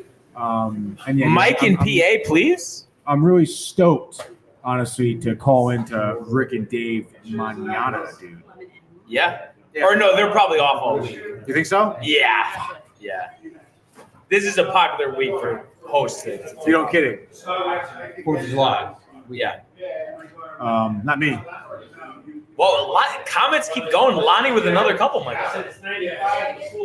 Michael looking a little asleep at the wheel over there. No, not at all. No, I'm just messing. I'm watching you He's the guys. best in the business. I'm just kidding. No, but it's great. No Twitter beef, Twitter just wars. hacks. Yeah, we know about the haters, Lonnie. Do we know what that was about? Because I know you guys had met, or Michael had texted us earlier. Michael was more on top of it than I was, but I believe it seemed like that they were talking to some guy who they had obviously prior experiences with already. But it's just a typical sports talk. Trolling. And then and then it gets personal. Someone's just hating on them because they're not a part of the crew. Wow, Pooch in the building. Pooch A surprising making grand entrance. That is something, honestly. That is awesome. Welcome, Pooch. No, but they're just hating because they're not a part of the crew, probably. Yeah. The crew. That's what they said. You're not part of the crew, dude. And that's what makes it tough. Yeah, loving the crew. Yeah, this is awesome. Did we have any commitments from the company as terms of call-ins moving forward on the show? We told them they could call in, they could even video in. Yeah. We left it open-ended, obviously. We didn't need any verbal commitment at the time. Okay. I'm sure Okay. something like that will. As the Mets Let's throw go, him out baby. at third there. Wow, Alvarez with been the a while, cannon there. honestly. I don't know if there's going to be any type of challenge on this one. I like look Alvarez. I don't close. see guys. He doesn't seem very confident. He looks Yeah. nervous. Oh, Yeah. oh. He's out. I don't even know who that was. I know. Probably one of the rookies. Johnson. Hey, Johnson. Let's see. Out by a mile. yeah, by a long- Alvarez showing off the arm there, Tony. I like he's had it. Alvarez. I mean, the arm has No, always I been like there. Alvarez. If but you want to call in, the number's at the bottom. But yeah, Yes, sir. I like Alvarez, but he's been going Oh, through it shit. at plate He the may be last sick. couple of weeks. yeah. So he's had some pretty wild throws. Again, I just think it's just the mental game that the Mets have right now. It's just been absolutely Yeah, not they're there. not all there. He's probably safe. I think he's safe. Are they reviewing it? I don't know. They must. I can't hear anything. If they're showing the replay this many times, I mean, you would think so. Oh, he He's missed safe. the tag. He's safe. Oh, wait, maybe wait, not. wait. Maybe not. It's a good looking forearm right there by Johnson. Boy, there's a lot to digest there. You think so? Great forearm. Right? Oh, so it is a challenge. Challenge. Lonnie says she's going to call in. Let's go. Lonnie's a guy. Oh. Michael, it's not my fault, though. I wasn't there. Like, No, you weren't. But Yeah. also, Lonnie's a man's name. you know what it was? I was Lonnie. looking at Elone. Like, I'm not pronouncing it right. You got me, but I was, you know what I mean? Like, that could be, whatever. You get what I'm saying. My apologies, though. Company foul. I'll give you guys that. Dude, I don't think they can overturn this. No. It's too close. Too close to call? Yeah, I think it's. Look at Kapler, dude, with the hand tat. Dude, he was tight last night. Did he get tossed? I don't think he did get I tossed. feel like he's like the biggest weirdo in baseball, being Cowboy. Really? No? I thought Black All Football right. Ellie was awesome. You're calling into the Weird. sports port. Yeah. We have a phone call. This is Lonnie and Harlem right here. Hey! What up, dude? What's up? I told you I would call in. I just wanted to call in. Thank you guys for everything on Friday, and thank you for all the shout outs now. And yeah, I'm here. What's up? What we talking about? Talking Mets right now. Or Yankees, whatever you want. Yeah, we're actually watching the Mets live right now on the show here, too. Lonnie, are you a Mets fan? I forget. Are you a Mets fan? Did we lose Lonnie? No, you should be here. Lonnie? Bad reception, Michael? Lonnie. We lost Lonnie. If Lonnie, Dog was here, Lonnie, he would you say there? get him on a landline. Yeah. Oh, my God. He's here. He's here. Oh, He's here. okay. Lonnie. Oh, nice. We're back. I'm here. We got him. Lonnie, are you a Mets fan or a Yankee fan? I forget. Oh, they called the runner safe. Yankees all day, baby. Let's Yankees go! all day. Let's go. Like, could, Lonnie, could you walk us through it? What's going on right now? Honestly, I know we're staying afloat, but you can't tell me you're not disappointed. Yes. I'm disappointed as far as we lost to the Athletics. We lose to teams we shouldn't lose to. Exactly. Right, yeah. And then, like, we lost to the Athletics that first game. We shouldn't have lost that game. We lost to the Cardinals. I mean, and then, me personally, I don't like when they score like 10, 11 runs in one game, because then the next game, it seems like they can't score nothing. Exactly. And then I read, like, come on, save some runs here. And then, I mean, they picked it up a lot more since, I would say, like, maybe the last week or so. But basically, since the Seattle series, they've been playing a lot better. But, I mean, obviously, we need Judge back. And we need Rizzo to start playing better. We need G to start hitting the ball more. Davis came back. He's looked good. Volpe needs to look a little bit better, but I don't understand why people really get on him. He's a rookie. Like, it's going to take time. Yeah, no, he's been showing signs of life the past week plus. So. And if we can get Rondon to come onto the mound and shut out, I guess, we could be all right. But our pitching is definitely going to be needed because, teams to score runs. It seems like we can't when we need them to. Yeah. When our bats go cold, we don't score. We don't hit. We don't do anything. So Right. It's a lot of disappointment to go around. And, I think the biggest thing is the veterans, Rizzo, LeMahieu, Stanton. Those guys got to carry the load until Judge comes back, and they really have not been doing that whatsoever.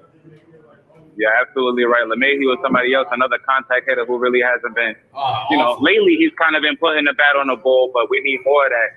And now that, the rules and all of that is how to play, like, I would expect us to be scoring a little bit more, but once again, we're a team that likes to swing for the fences instead of just putting the ball over somebody's head or putting it past them. Put people on base and then move them along. Like, stop. Exactly. As a Yankee fan, I get frustrated because we always worrying about hitting home runs. Like, there's other ways to score. Like, I mean, the other day, like, not the other day, but not too long ago when IKF stole home. It's stuff like that that excites me. Exactly. Like, yeah, a home run is cool. Like, yeah, but I'm so used to seeing that now. Like, whoop-de-doo. You have to adapt, Lonnie, right? You have to get what the game gives you. You got to steal, you got to bunt, you got to get guys over, manufacture runs. You can't be swinging for the long ball every time. And two things that the three of us say all the time: Volpe should have the green light every time on the base pass, and Stanton has to play the field. He's so much better at the plate when he's in right field. That is very true, but we also got to worry about him pulling something in the field or rounding the bases. Right. So I think why they don't play him in the field as much is because they're scared when he does have to round the bases is causing the probability of him getting injured is higher because he is playing the field.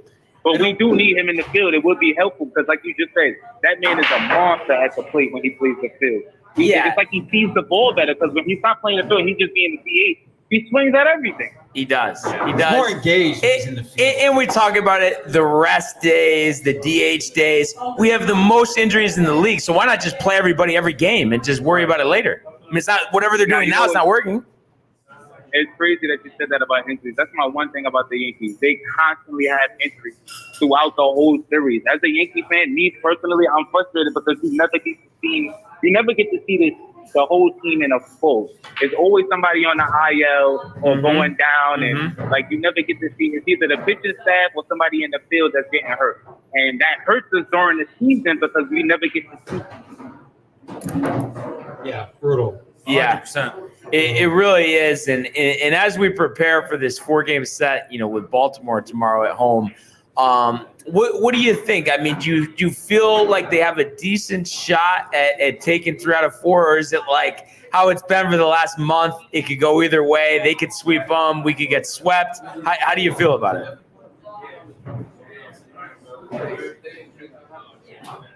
That's how he feels. The landline, Michael? The landline? What happened? I don't know. Does it say he's still on? Oh, yeah, he's here. Lonnie. Lost one. Hello? Oh, we got okay. Yeah, this is a lot better. It's a little. I can hear y'all a lot better on this. Okay. Oh, nice. Good. Awesome.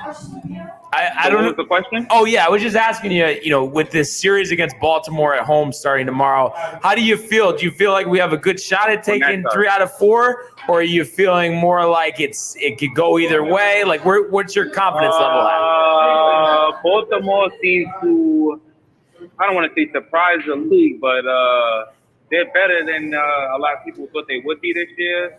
But, I mean, it shouldn't be a surprise. They've been collecting talent for over the last 5+ years. And I think that if the Yankees don't take, they need to take 3 out of 4. 2 out of 4 will be all right, but we need 3 out of 4 because basically they're already winning. They're already beating us so far this season as far as in the series.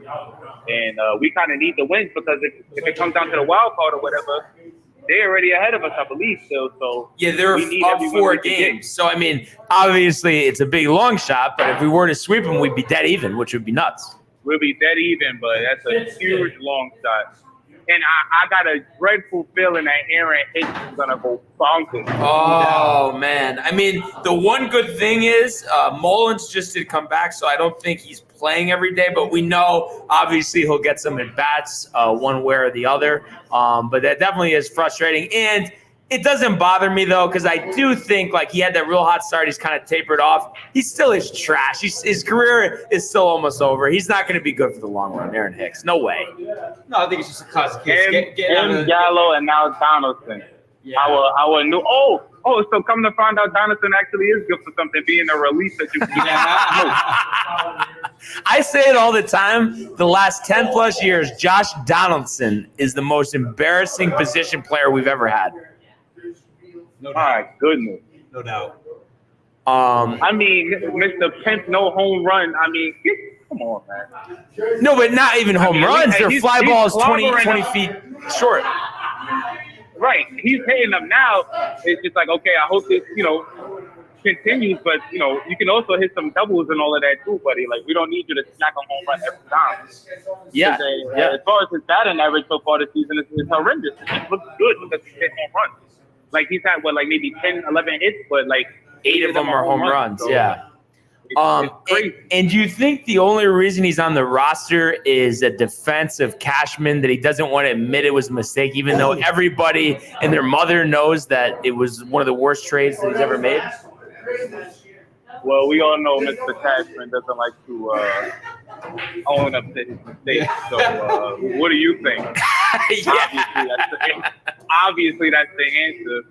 But it's so embarrassing. Like, that's not a Yankee thing to do. Like, just embarrass yourself every day with him in the lineup.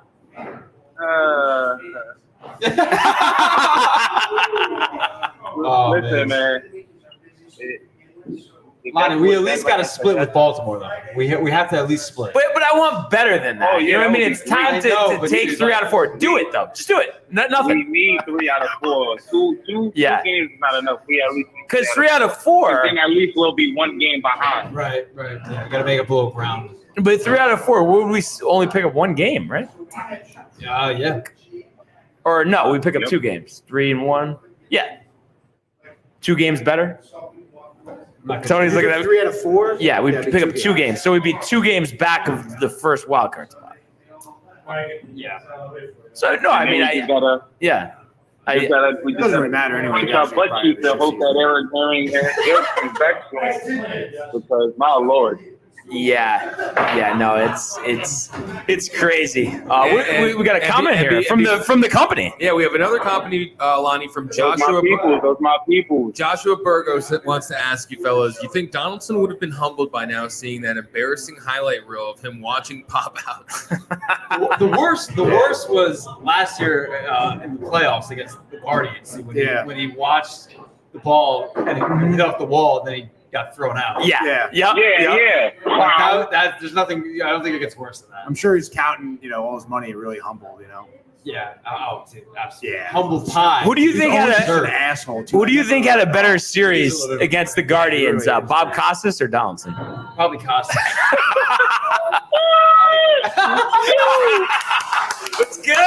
Let's go, Lottie.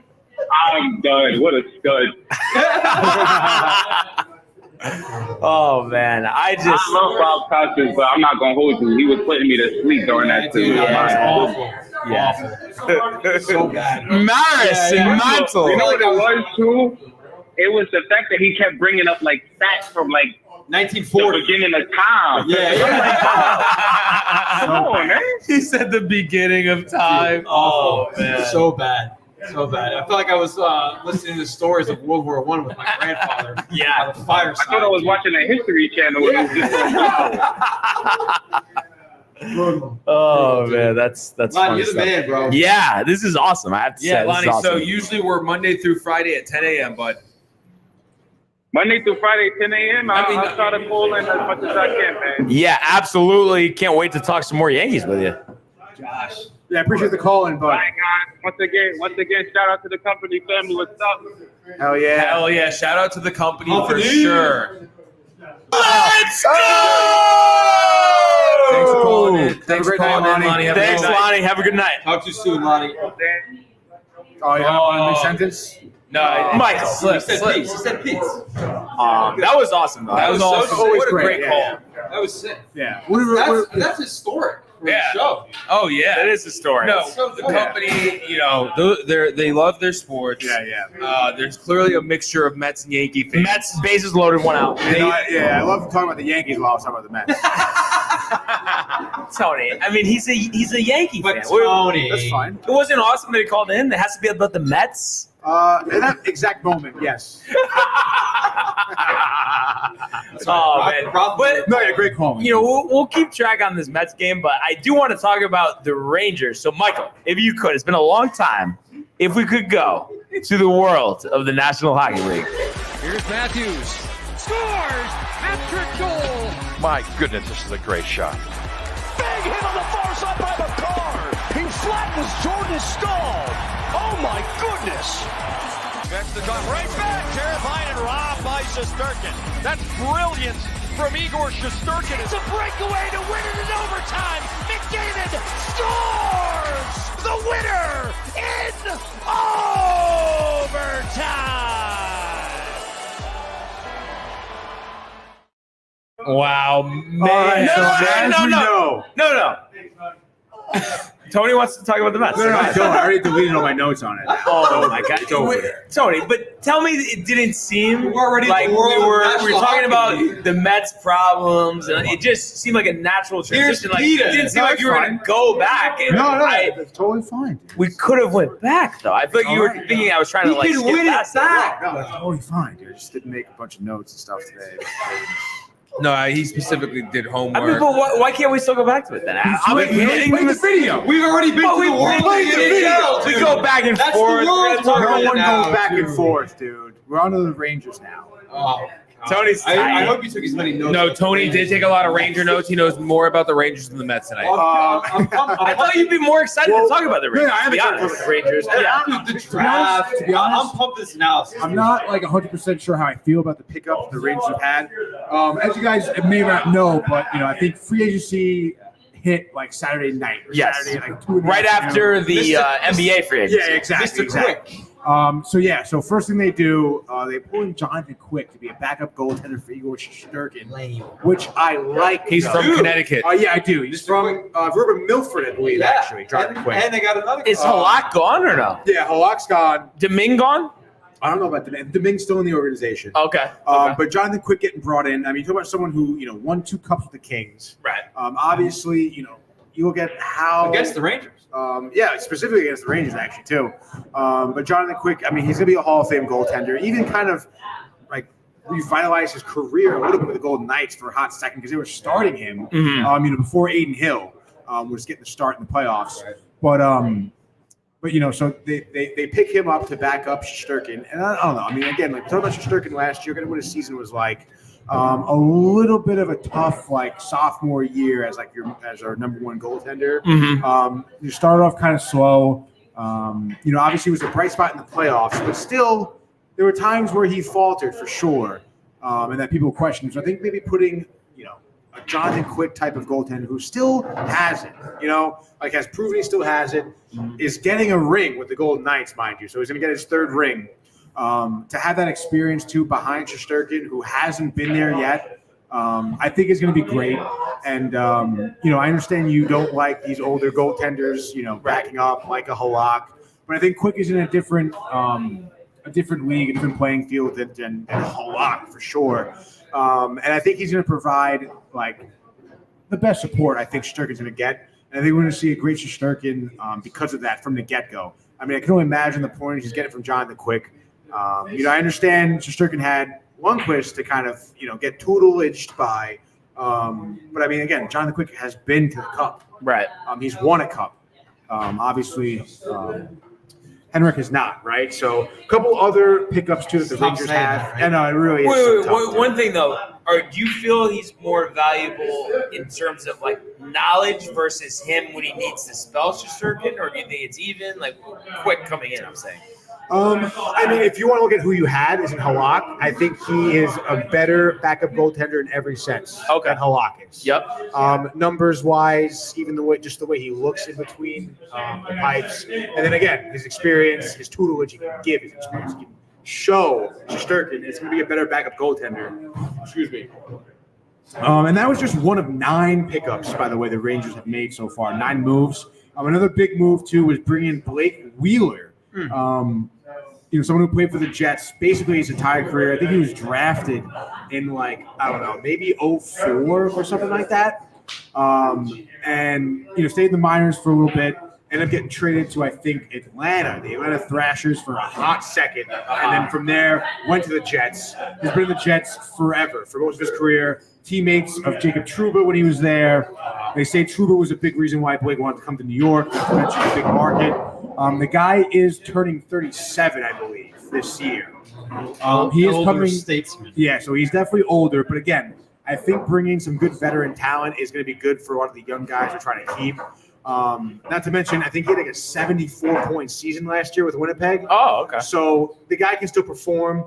He's a true right winger, which is someone we really haven't had on our roster too, given some guys that have left the team already due to free agency. So I think it was a good pickup by Drury. Not to mention, again, someone who's played with Trouba before, a player that is known throughout the team and who knows players on the team as well due to his years in the league. And then they also brought in Eric Gustafsson, a defenseman for Washington, who has Cup experience, who's played for Laviolette already, too, on Washington. Is he brothers with the guy that's on Minnesota? On Minnesota, no, unrelated, I believe. Philip, no, unrelated. They also brought in Nick Bonino, another older gentleman. From Milford.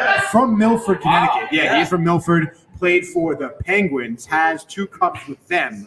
Again, older, 35 years old. He's actually born in Hartford, but I guess raised in Milford. But again, you look at the type of players that Drury's bringing in here. Obviously, a little bit on the older side. He brought in some prospects, some young guys too, who are I suppose worth mentioning. But it's me guys who are going to be kind of sitting around our minor league system. Hopefully, they can maybe Mets just tied it up. Alvarez Dinger? Was it a walk? Bases loaded. Walk. For Pete. Dude, Cobb has such a weird Wind up? lineup. Yeah, it is weird. No, that's Alex Wood. Or Wood, yeah, Alex Wood, sorry. But yeah, dude, so obviously a lot of pickups here. We left Nico Mikkola, someone we signed the trade deadline last year, left the free agency, signed a 3-year deal with the Panthers for $7.5 million. Again, super tough position that Chris Drury was in due to cap space. He has about $7 million of cap space to work with, so that's pretty light for sure. So again, bringing in these older gentlemen for 1 year, $800,000 seems to be a theme around these guys. I think is a kind of a smart move to give a lot of you young guys which you plan on re-signing Lafreniere and Keandre Miller. So those are 2 young guys who certainly need the help from veteran players. As I mentioned, you're getting Peter Laviolette. A wide variety of choices here in terms of who's going to be in your starting lineup. Another run comes in. Another run comes in. Tommy It was kind of hit in the hole. giving the Mets the lead. Didn't really have an angle. Oh, 2 runs. Wow, because of the bobble. Yeah, that's definitely tough there for the Giants defense. As the Mets here kind of take advantage of Wood here in the bottom of the 3rd early. There you go, Tony. McNeil on base there. Looks like he hit a ball, a bouncer past Wood. Through the hole. Oh, no. Wow. Sharp played it. Crawford not on the bag. Wow. If he was on the bag, he would have been out. Couldn't handle doing 2 things at once there. And because of that, Pham scores. And It was actually a nice play. someone else, I guess. Time is out. Oh, pitch clock violation on Wood now. Wow. He's tight. He is so upset right now. He's like, what's going on, dude? Snowballing. These mistakes are here for the Giants. See, Tony, you got to talk some Mets after all. I know, right? It's great, dude. But like I was saying too, Laviolette getting a ton of opportunities here, a ton of variety in terms of who he can put on a starting day roster. I suppose training camp will certainly be interesting here for the Rangers. But again, I think Bonino's a great pickup. Not a lot in terms of even games played or points. 20 points last season, only 62 games played. But Eric here, Gustafsson, not exactly a physical defenseman you want.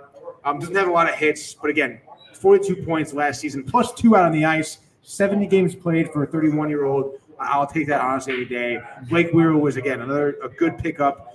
He's someone who I've had on my fantasy team throughout my hockey fantasy career. I think you're coming back next year. I would honestly really like to. I think we should do one, dude. With the company? With the company, yeah. I'm sure they're hockey fans too. Idea. But a great right winger, 6'5", 220 pounds. He plays very physical, even for an older guy too. And I think some physicality will certainly help the Rangers this season.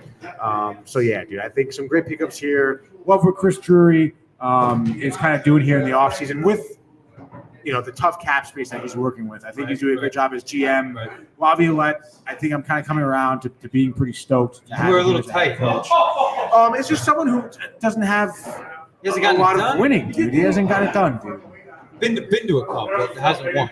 No, he's won a cup. With Washington. Oh, no, Not with Washington. Trotz. That was Barry Trotz, and he didn't win with Nashville. Right. I don't think he won ever. I don't know what internet was a little finicky. I know. And by the way, I think Columbus hired Babcock. By the way, They did. They Yeah. did do that. Yeah. I'm just looking here. I kind of wish the Rangers held out to do that, to be honest. Wouldn't you rather them have that other coach from Chicago? With Carolina in 06. Yes, That's yes. what we were missing. Laviolette? Yeah. He won? Yeah, with 06. Carolina, Eric Stahl. Who were you saying that? Holding out for who? The Chicago coach. Quinnenville. Oh, Quintonville? Yeah, nah, he's Somebody's tight on that. Didn't somebody just hire him? bad guy, man. He's a Bad guy. Bad people. Bad people over there. Dude. Did somebody just hire him, though? I don't think No, so. no one has. No one has. I don't think it's been approved. Yeah, dude. I think he's been approved to be better. So by the way, Peter Laviolette, I can't even forget about this Cup final with Carolina. Should remember that. But went to the Eastern and Western Conference Finals. One was Nashville, one was Philly. The Flyers, Michael.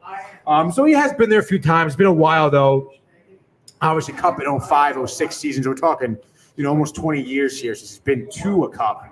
Everyone winning it, but again, I don't know, man. I'm pretty excited for just the way he's been coaching. I've watched some tape on some locker room discussions. He doesn't take no shit, dude, and he holds players accountable. And he's all about just working for your next shift. I don't care if you score a goal on this shift, you still got to work towards your next shift. You got to tell me, you got to show me you deserve to be starting here. And that's I think that's the accountability that the Rangers were missing. So I'm pretty stoked, and he is Rick DiPietro approved as well. That's always nice. Yeah, Did he coach Rick? Rick said he had some run-ins with Laviolette and was coached. He coached the Islanders 2001 for 2 seasons. with Laviolette. Okay. So I guess Rick, I don't even know when Rick was drafted. What year was Rick drafted? It must have been. 06, I thought. Yeah, I know, right? So maybe he just knew Laviolette Yeah, probably because guys coming do up. scouting Yeah, and all that stuff. So yeah, dude. So I mean, if Rick likes him, I like him. Did you hear what I said? Did you hear what I said, Brian? If Rick likes him, you like him. No, but I think honestly, I don't know. I'm fine with Laviolette, whatever, but I expected more change. I mean, I know the offseason just started. There still could be trades, but I almost think some more change is necessary. Yeah, I mean, people are still talking about re-signing Tarasenko. Again, like a lot of these guys, even Lafreniere, even Kendra Miller, and they can both decide not to go back. But do we have like the first right of matching or anything? I think they're unrestricted free agents. So Unrestricted free agents. I'm pretty sure they're UFAs. Rick DiPietro, 2000 draft. 2000. First overall. So he was Laviolette. Laviolette. Yeah. There we go, dude. You gotta love that. You gotta love that, dude. I should have asked Rick about it. Next year, I'll ask him about it. Hey, I'll Rick. call him later, dude. Do that. Live. I'm gonna do it in my bed naked. That's interesting. Could be better. I think Rick would like that. He'd be pumped. He's always talking about He would. He loves underwear naked dudes. and this and that. Yeah. But and I saw some article just kind of recapping the signings and the common theme, Tony, and obviously you already know this, but just the bones of the team, the majority of the players, everybody's like over 30. And, does that concern you at all? Oh yeah. I mean, again, Another company. I'm watching the Mets here. What do we got for the company? Company win here. Let's go! Danny B. But yeah, I mean, obviously, as a Met fan, a team that brought in a lot of older guys, you got to be concerned a little bit. However, I think hockey players are built different. Blake Wheeler is someone who's going to be built to play into his 40s, and I think Bonino as well, and even Gustafsson. I mean, he's a great defenseman. I absolutely love the pickup. So, I don't think it's going to be like a Mets situation where these guys you brought in who are veterans are going to be really underperforming. I think they're going to show up and they're going to do exactly what you want them to. But I'm not even concerned about underperforming. I'm just concerned about getting injured, breaking down, losing steam. Blake Wheeler played 72 games last season, so yeah. Bonino, I think, played 60 something. It is definitely different. It is definitely different with they're just built hockey different. compared to, yeah. I mean, dude, what's his face on Carolina played with a broken rib in the Stanley Cup Finals on the Hurricanes. Who did? Their main guy, Matthew. Oh, Kachuk. Florida. Oh, that's why I said Carolina. Go to Florida. Florida. He likes Florida. They did, dude. Exactly. It is different, and these older guys again. Sorry, no, go ahead first. I just wanted to counter that. Blake Wheeler, I've watched his career. Right. It really has not faltered for the last 5 years. He hasn't really shown any type of significant decline due to his age, and obviously Chris Drury knows that. I think that's a safe get, and he's gonna do, like I said, exactly what you really need him to. Mm-hmm. My whole thing, and I'm not trying to be devil's advocate. I obviously, of course, want the Rangers to succeed at the highest level. I just think about Washington, about Pittsburgh. You know what I mean? Those are all older teams that we've seen take steps back the past couple of years. Right. They haven't really added younger players. I mean, that doesn't cross your mind at all? No, honestly, because they really never had a great young core come in. Obviously, you look at someone like Pittsburgh having a great core in Crosby, Letang, Malkin, and some other, some of those supporting players. Even Fleury back in the day. Yeah, and again, one of those supporting players, like Bonino now with the Rangers. Right. They've had that, but they never really grabbed young players after Crosby. There was never really they had pickups like Carl Hagelin. They didn't really, I think, go out there and draft young players, develop them, bring them in. Because they thought, we just need a couple support players. Doesn't matter how old, because we have Crosby, we have right. Same thing with Washington. They had Ovechkin, they had TJ Oshie. Right. Tom Wilson? Not Tom Wilson. The name escapes me. Carlson. Carlson. No, but is Tom Wilson on the team? Yeah. Oh, okay. No. I wanted to make sure I got that one right. But he wasn't he's right. Tom Wilson. No, but he's a fighter. Yeah. He's a little bruiser guy, which is great. It's fine. But the Rangers have that young core. Right. They're trying to build that young core. They have Lafreniere. They have Kako.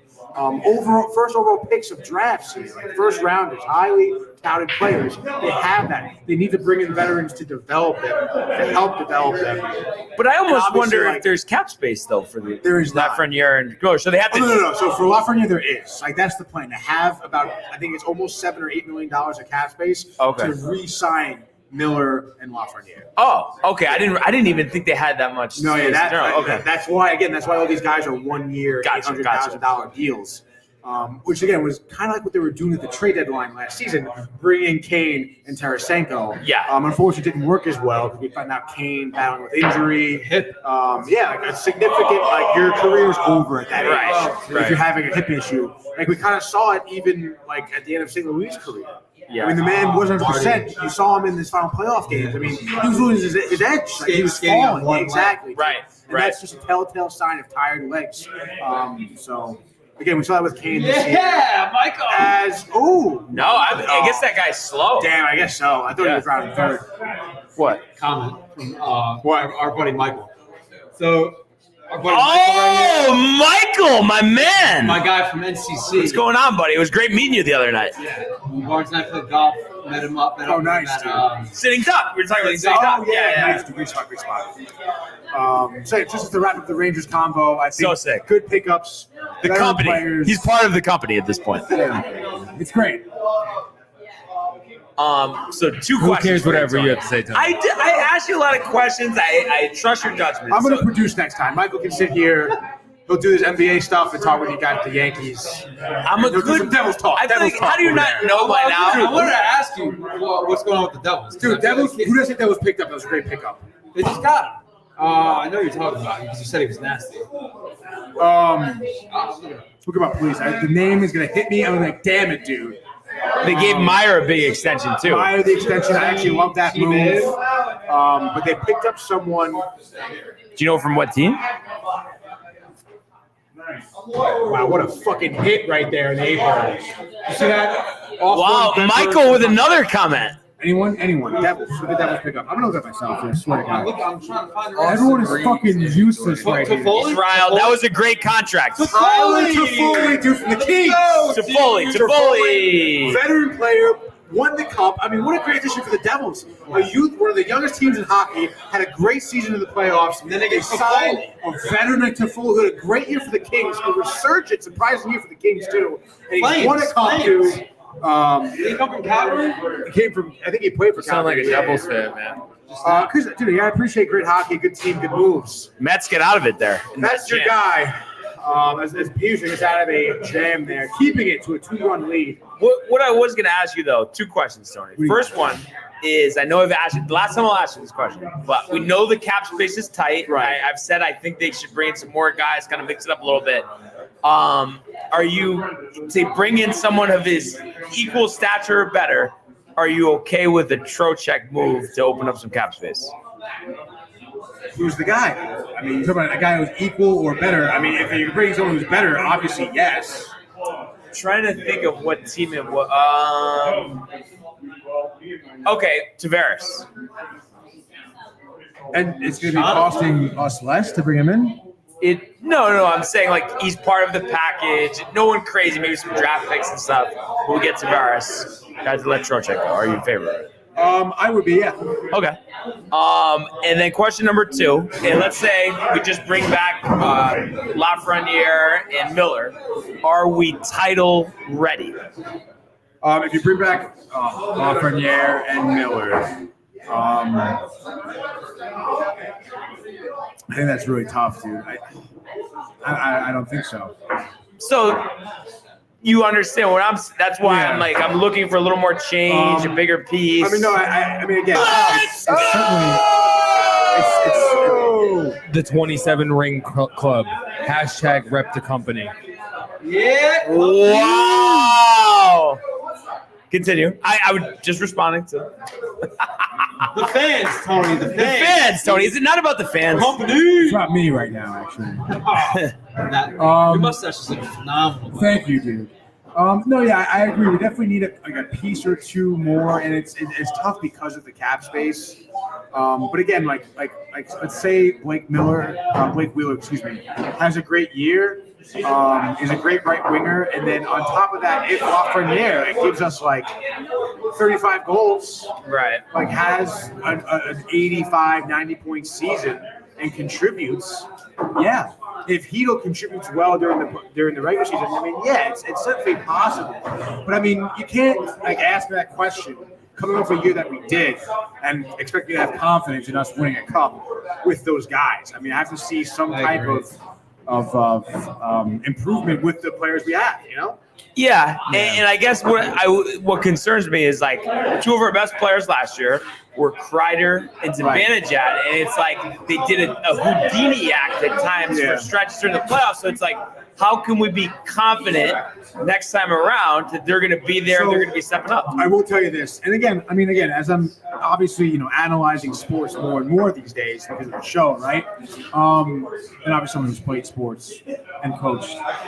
I think it's super important for a coach, right?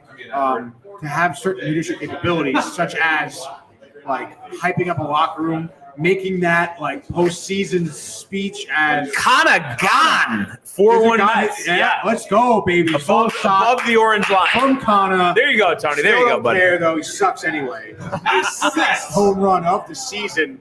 But starting first baseman today, I like that. That's fine. If you're giving Alonso That's a a nice rest, home plate right there. if you heard my we can recap of the Mets games, you would know Alonso had 2 errors at first base this weekend, one on each day, which was like really sad to, and like kind of. But I was saying, I think Peter Laviolette, it's super important to have that type of rallying the truth mentality as a coach, as well as explaining specifically what your role is on a team. And this is where Gallant fell on his face flat last season. Because Drury did a good job, and honestly, bringing in a couple guys at the deadline, like bringing in Kane, bringing in Tarasenko, and these are good moves. Dude. Right. Bringing back Tyler Mott, good move. I think the fun with it, we're not explaining to these guys who were brought in, and not explaining to the current team, hey, we have these veterans coming in. This is their role. This is what your roles are going to be now on the ice. This is what we're working towards. I just feel like Gallant never did that. Laviolette is the guy who can do that. He can be like, yo, Kreider, we're bringing in Blake Wheeler. He's going to be another right winger. He'll probably be in the second or third line. Your job will stay the same. Goal scorer, first line. You're in front of that, whatever. Same deal, again, like going through each player, giving them a role and knowing what their responsibility is like. I think what we saw in the postseason was all these guys not knowing their role, so what are they trying to do? Oh, I got to try and score. Right. I'm a goal scorer. I've been here before. I can do this, as opposed to working as a team. I mean, one thing, again, like watching the Cup final, watching the Devils even go on, watching the Hurricanes go on in the Eastern Conference final. What do they all do really well? They pass the puck really well. They just worked together really well. Things we not see the Rangers do at all. Right. Which is, again, fundamental hockey, really. And that's what the Rangers, I think, kind of lacked in the postseason, whereas, like in baseball, the longevity of the season kind of like showcases all your faults. In hockey, to me, it's the postseason that really like shows where a team falls. And that's where the Rangers fall, like in those fundamental ways of goal scoring. Oh, we got another comment. Oh, yeah, go ahead, Josh Michael. Burgos. I love Vinny, but you're telling me I get Tavares. Where do I sign? There we go. I'm happy to hear he loves Vinny, though, because Brian is trying to send him away for paper bag. Bloated salary. You know the contract is bloated. The salary is bloated. Great jalapeno poppers, I think you would trade him for. You know the salary's bloated. I mean, a little bit. I think the guy, again, I mean, Trocheck is someone who seems to know his role in the team. And I love that. One thing I was going to ask you, too, is there anything to any type of evidence? You know, we've seen the Rangers, the playoffs. What's the common thing? Too timid on offense. Anything to suggest that Laviolette's coaching style, like he's more aggressive, there's going to be more shots, he's not going to be standing around, that type of thing. Too many passes. I totally agree. Again, I think he's going to do a good job in calling players out for making mistakes, not listening to the strategy he's laying down. And on top of that, being very clear to be like, hey, we're in the power play here. So Benjamin's going to be in the slot. We get the puck to him every time. And that's just going to be our plan. Just pass, shoot every time. So I think, again, having the roles laid out for these players like that is going to be good. Yeah. I think that's going to be the change. And I kind of already answered this, but you think it's just going to be re-signing those guys and that's our offseason? If you had to take a guess? I mean, again, if those guys re-sign, yeah, I think so. Yeah. So if the cap space, unless you trade someone. Right. There won't be any just pickups, you know? It'll be a trade, if so, which a great catch, by the way, center field by Johnson. And I guess you hate having to kind of switch gears mid-season, but you could just hope that his coaching will bring the guys together, get more out of them. And then if that does not work, then you have to make changes on the fly. I mean, again, like re-signing Lafreniere, I think, is great for him because the organization's doubling down on him. But this is a guy who was, he really can't get much higher in terms of picks of the draft. Right. So a lot of it is expected of that guy. So to bring in a coach to try and get more out of him, I think is a better move from Drury as opposed to getting rid of him and trying to bring in someone else. Because, I mean, that's just a waste of draft pick. Yeah. And then what? You're going to trade him. You're going to get rid of him. Let him walk. And then someone else is going to get what you were trying to get out of him. And then you're like a fucking idiot when he has a 100-point season the next year. Not good, dude. Not good. So I like that move. We got a bunch of comments, Michael. Could you catch us up? Excellent. Yeah, I was showing them, but we got Michael saying the Celtics logo is a fake leprechaun. So he's a huge Lakers fan. Yes, so yes. Oh, really? Okay. Yeah, like die hard. Joshua Burgos, the frustration that Panarin was where Mike belonged. Oof, I love Turk too. That's inexcusable. And then Mike also says, Barnes, you're so handsome looking today. Did you get gel inside your hair? Sorry to be off topic. Oh, man. You know it, Michael. You know it. Michael and Michael. What's going on? Who is this guy? Yeah. What's going on between you and Michael? He's having a good time. He likes to have good laughs. Come on. Good kid. Yeah, great guy. Great guy. Yeah. No, he'll call it. Yeah, we'll get him on.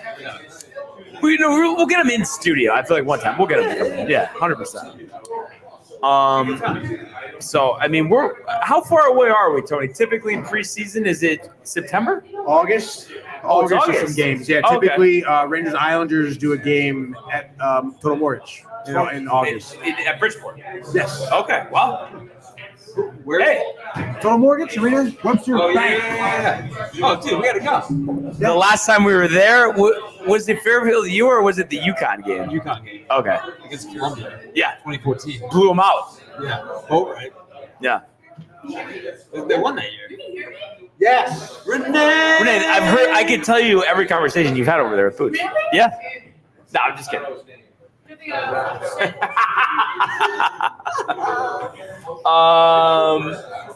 Michael also asking, who's the most embarrassing Boston sports team of all time? Bobby Valentine led Red Sox, 2012? Yeah, I guess to my knowledge. Fried Yeah. chicken and drinking beers in the dugout. John Lackey, go to Popeyes, how are you? And then, oh my God, who's the guy they had that traded to the Cubs? Their guy, like the guy they had. Their guy. You know what I'm talking about? Lester. Oh, John Lester. Yeah. Okay, yeah, he was part of that. Good stuff for sure. But yeah, I mean, it is. Yeah, what a night! It is crazy too. Like hockey seems far away, but I guess conceivably next month, start of the preseason, not as far as it appears. We will be recapping divisions before you know it. NFL preseason next week too, and next month. Next month. Yeah. That's all right.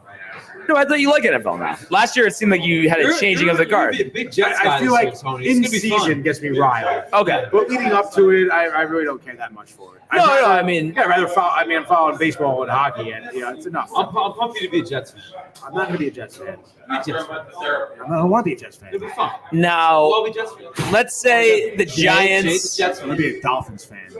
That is. Let's say the Giants completely stub their toe, like start out 0-8. Jets are 7-1. Are you gonna start to like be riled for the Jets or no?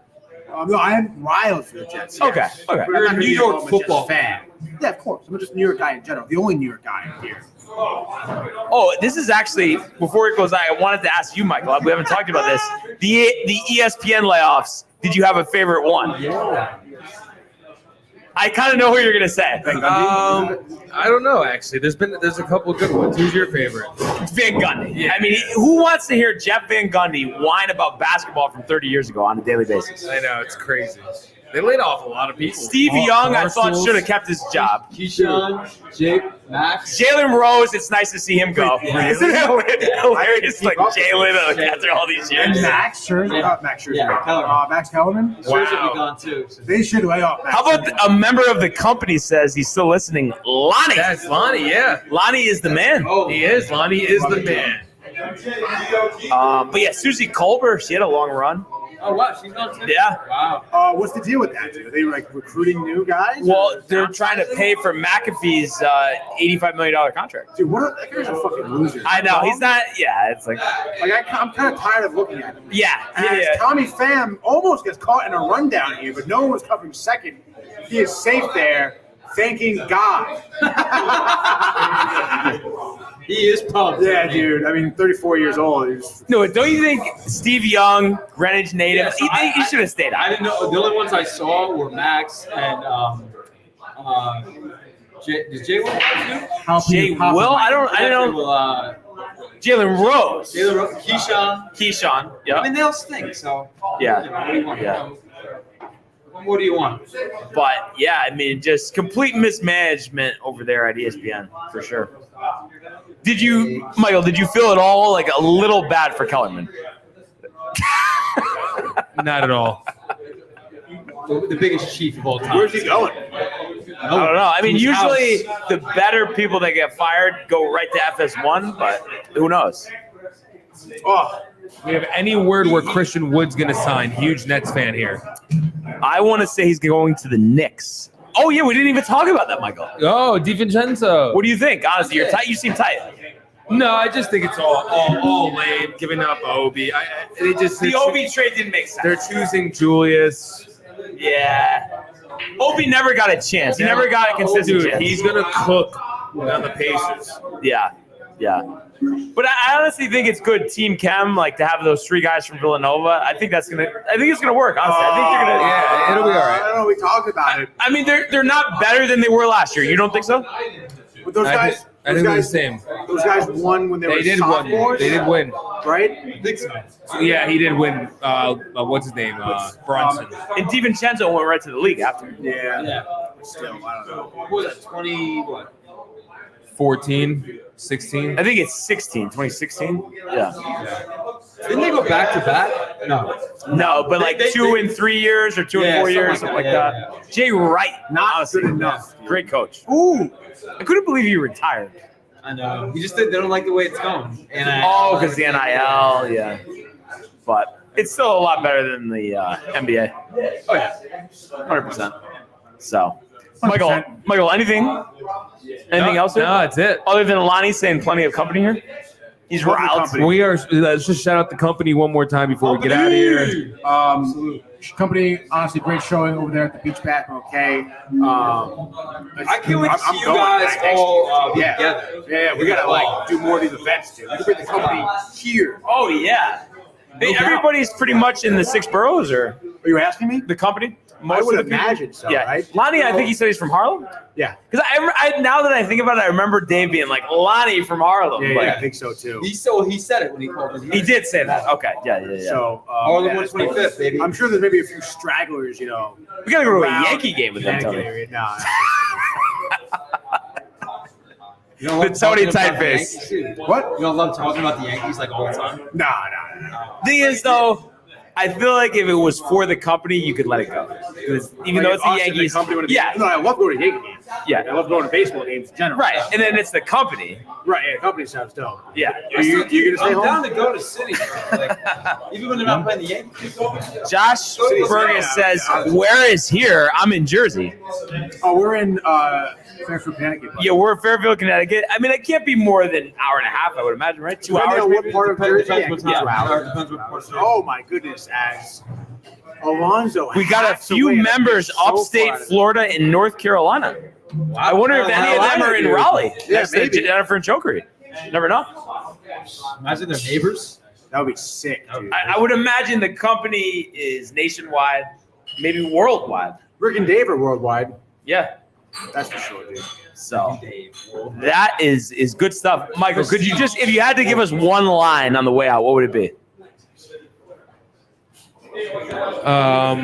Shout out the company, shout out Rick and Dave, and shout out Downtime TV. Let's go. Anything from you guys? You two. Anything? Dude, happy you guys are back. Happy you guys had a hell of a time in Jersey and at the Beach Bash. Can't wait to see the vlog, all the interaction. Yeah. And just pumped, man. This was dope. This Hell was yeah. a hell of a show. Yeah, this is great. It's always sick being at the Horseshoe. Yeah. Always sick. Summertime. Look at this setup. And just love you guys. It's dope. Yeah, man. I mean, big shout out to Horseshoe for hosting us again. Huge shout out to Short Episode, I Horseshoe. believe. Dean! Thank you, Dean. Dean's busy right now. He's celebrating Connor Bedard. Counting his dollars, I think, right now. But no, honestly, like, great shout out to the Horseshoe. I mean, making this show better every time we're here. I'm just looking forward to it so much, honestly. Yeah, no, this is the absolute best. Yeah, right now, the ceiling right now is high. All the way up. It's not just this ceiling. The ceiling is way higher. Ceiling is the roof. It'll be dope, dude. I'm so excited for next time we're here. 3 weeks. Yeah. You could say gold is on the ceiling, right? Gold is that's not a phrase, Brian. No, it's a song, Tony. Dancing on the ceiling. What? Maybe. No, it's Gold on the Ceiling. who? Black Keys. It's the Sunday Night Football intro The song. Black I Keys, played it before. Brian? Everybody makes fun of me for liking the song. Yeah, it's Like, kind of lame, dude. do you want to play it? Copyright school. Yeah, not cool, not cool. But all of that being said, I agree with everything you guys said. This has been awesome. You can't beat a live show. And the Horseshoe, the people here, great hosts, the company. It's really awesome having the company with us, I have to say. That is sick, dude. The company and Downtime TV joining forces. With Rick and Dave. Hell With yeah. Rick and That's Dave. Just, I mean, how sick of a lineup is that? Rick and Dave from 6 to 10, and then Sports Forward from 10 to 12, basically. Yeah. And a like one-liner 6 hours from of time. Michael Bukta. Is it To Bukta? be honest, I'm not sure how to pronounce it. Carrie Underwood is so hot. So we appreciate that from Michael. That's a false statement right there, by the way, And Michael. we appreciate all of you for tuning in and continuing to comment, like, and subscribe. All of the archives on the YouTube page, Tony, Michael, Renee in costume, the merch at downtimetv.com. We want everybody to enjoy the rest of their night, and we will see you mañana. Hey guys, Tony here from Downtime TV checking in. I want to thank all our fans out there who's been liking, subscribing, sharing our content. You guys are the best. You guys are our bloodline.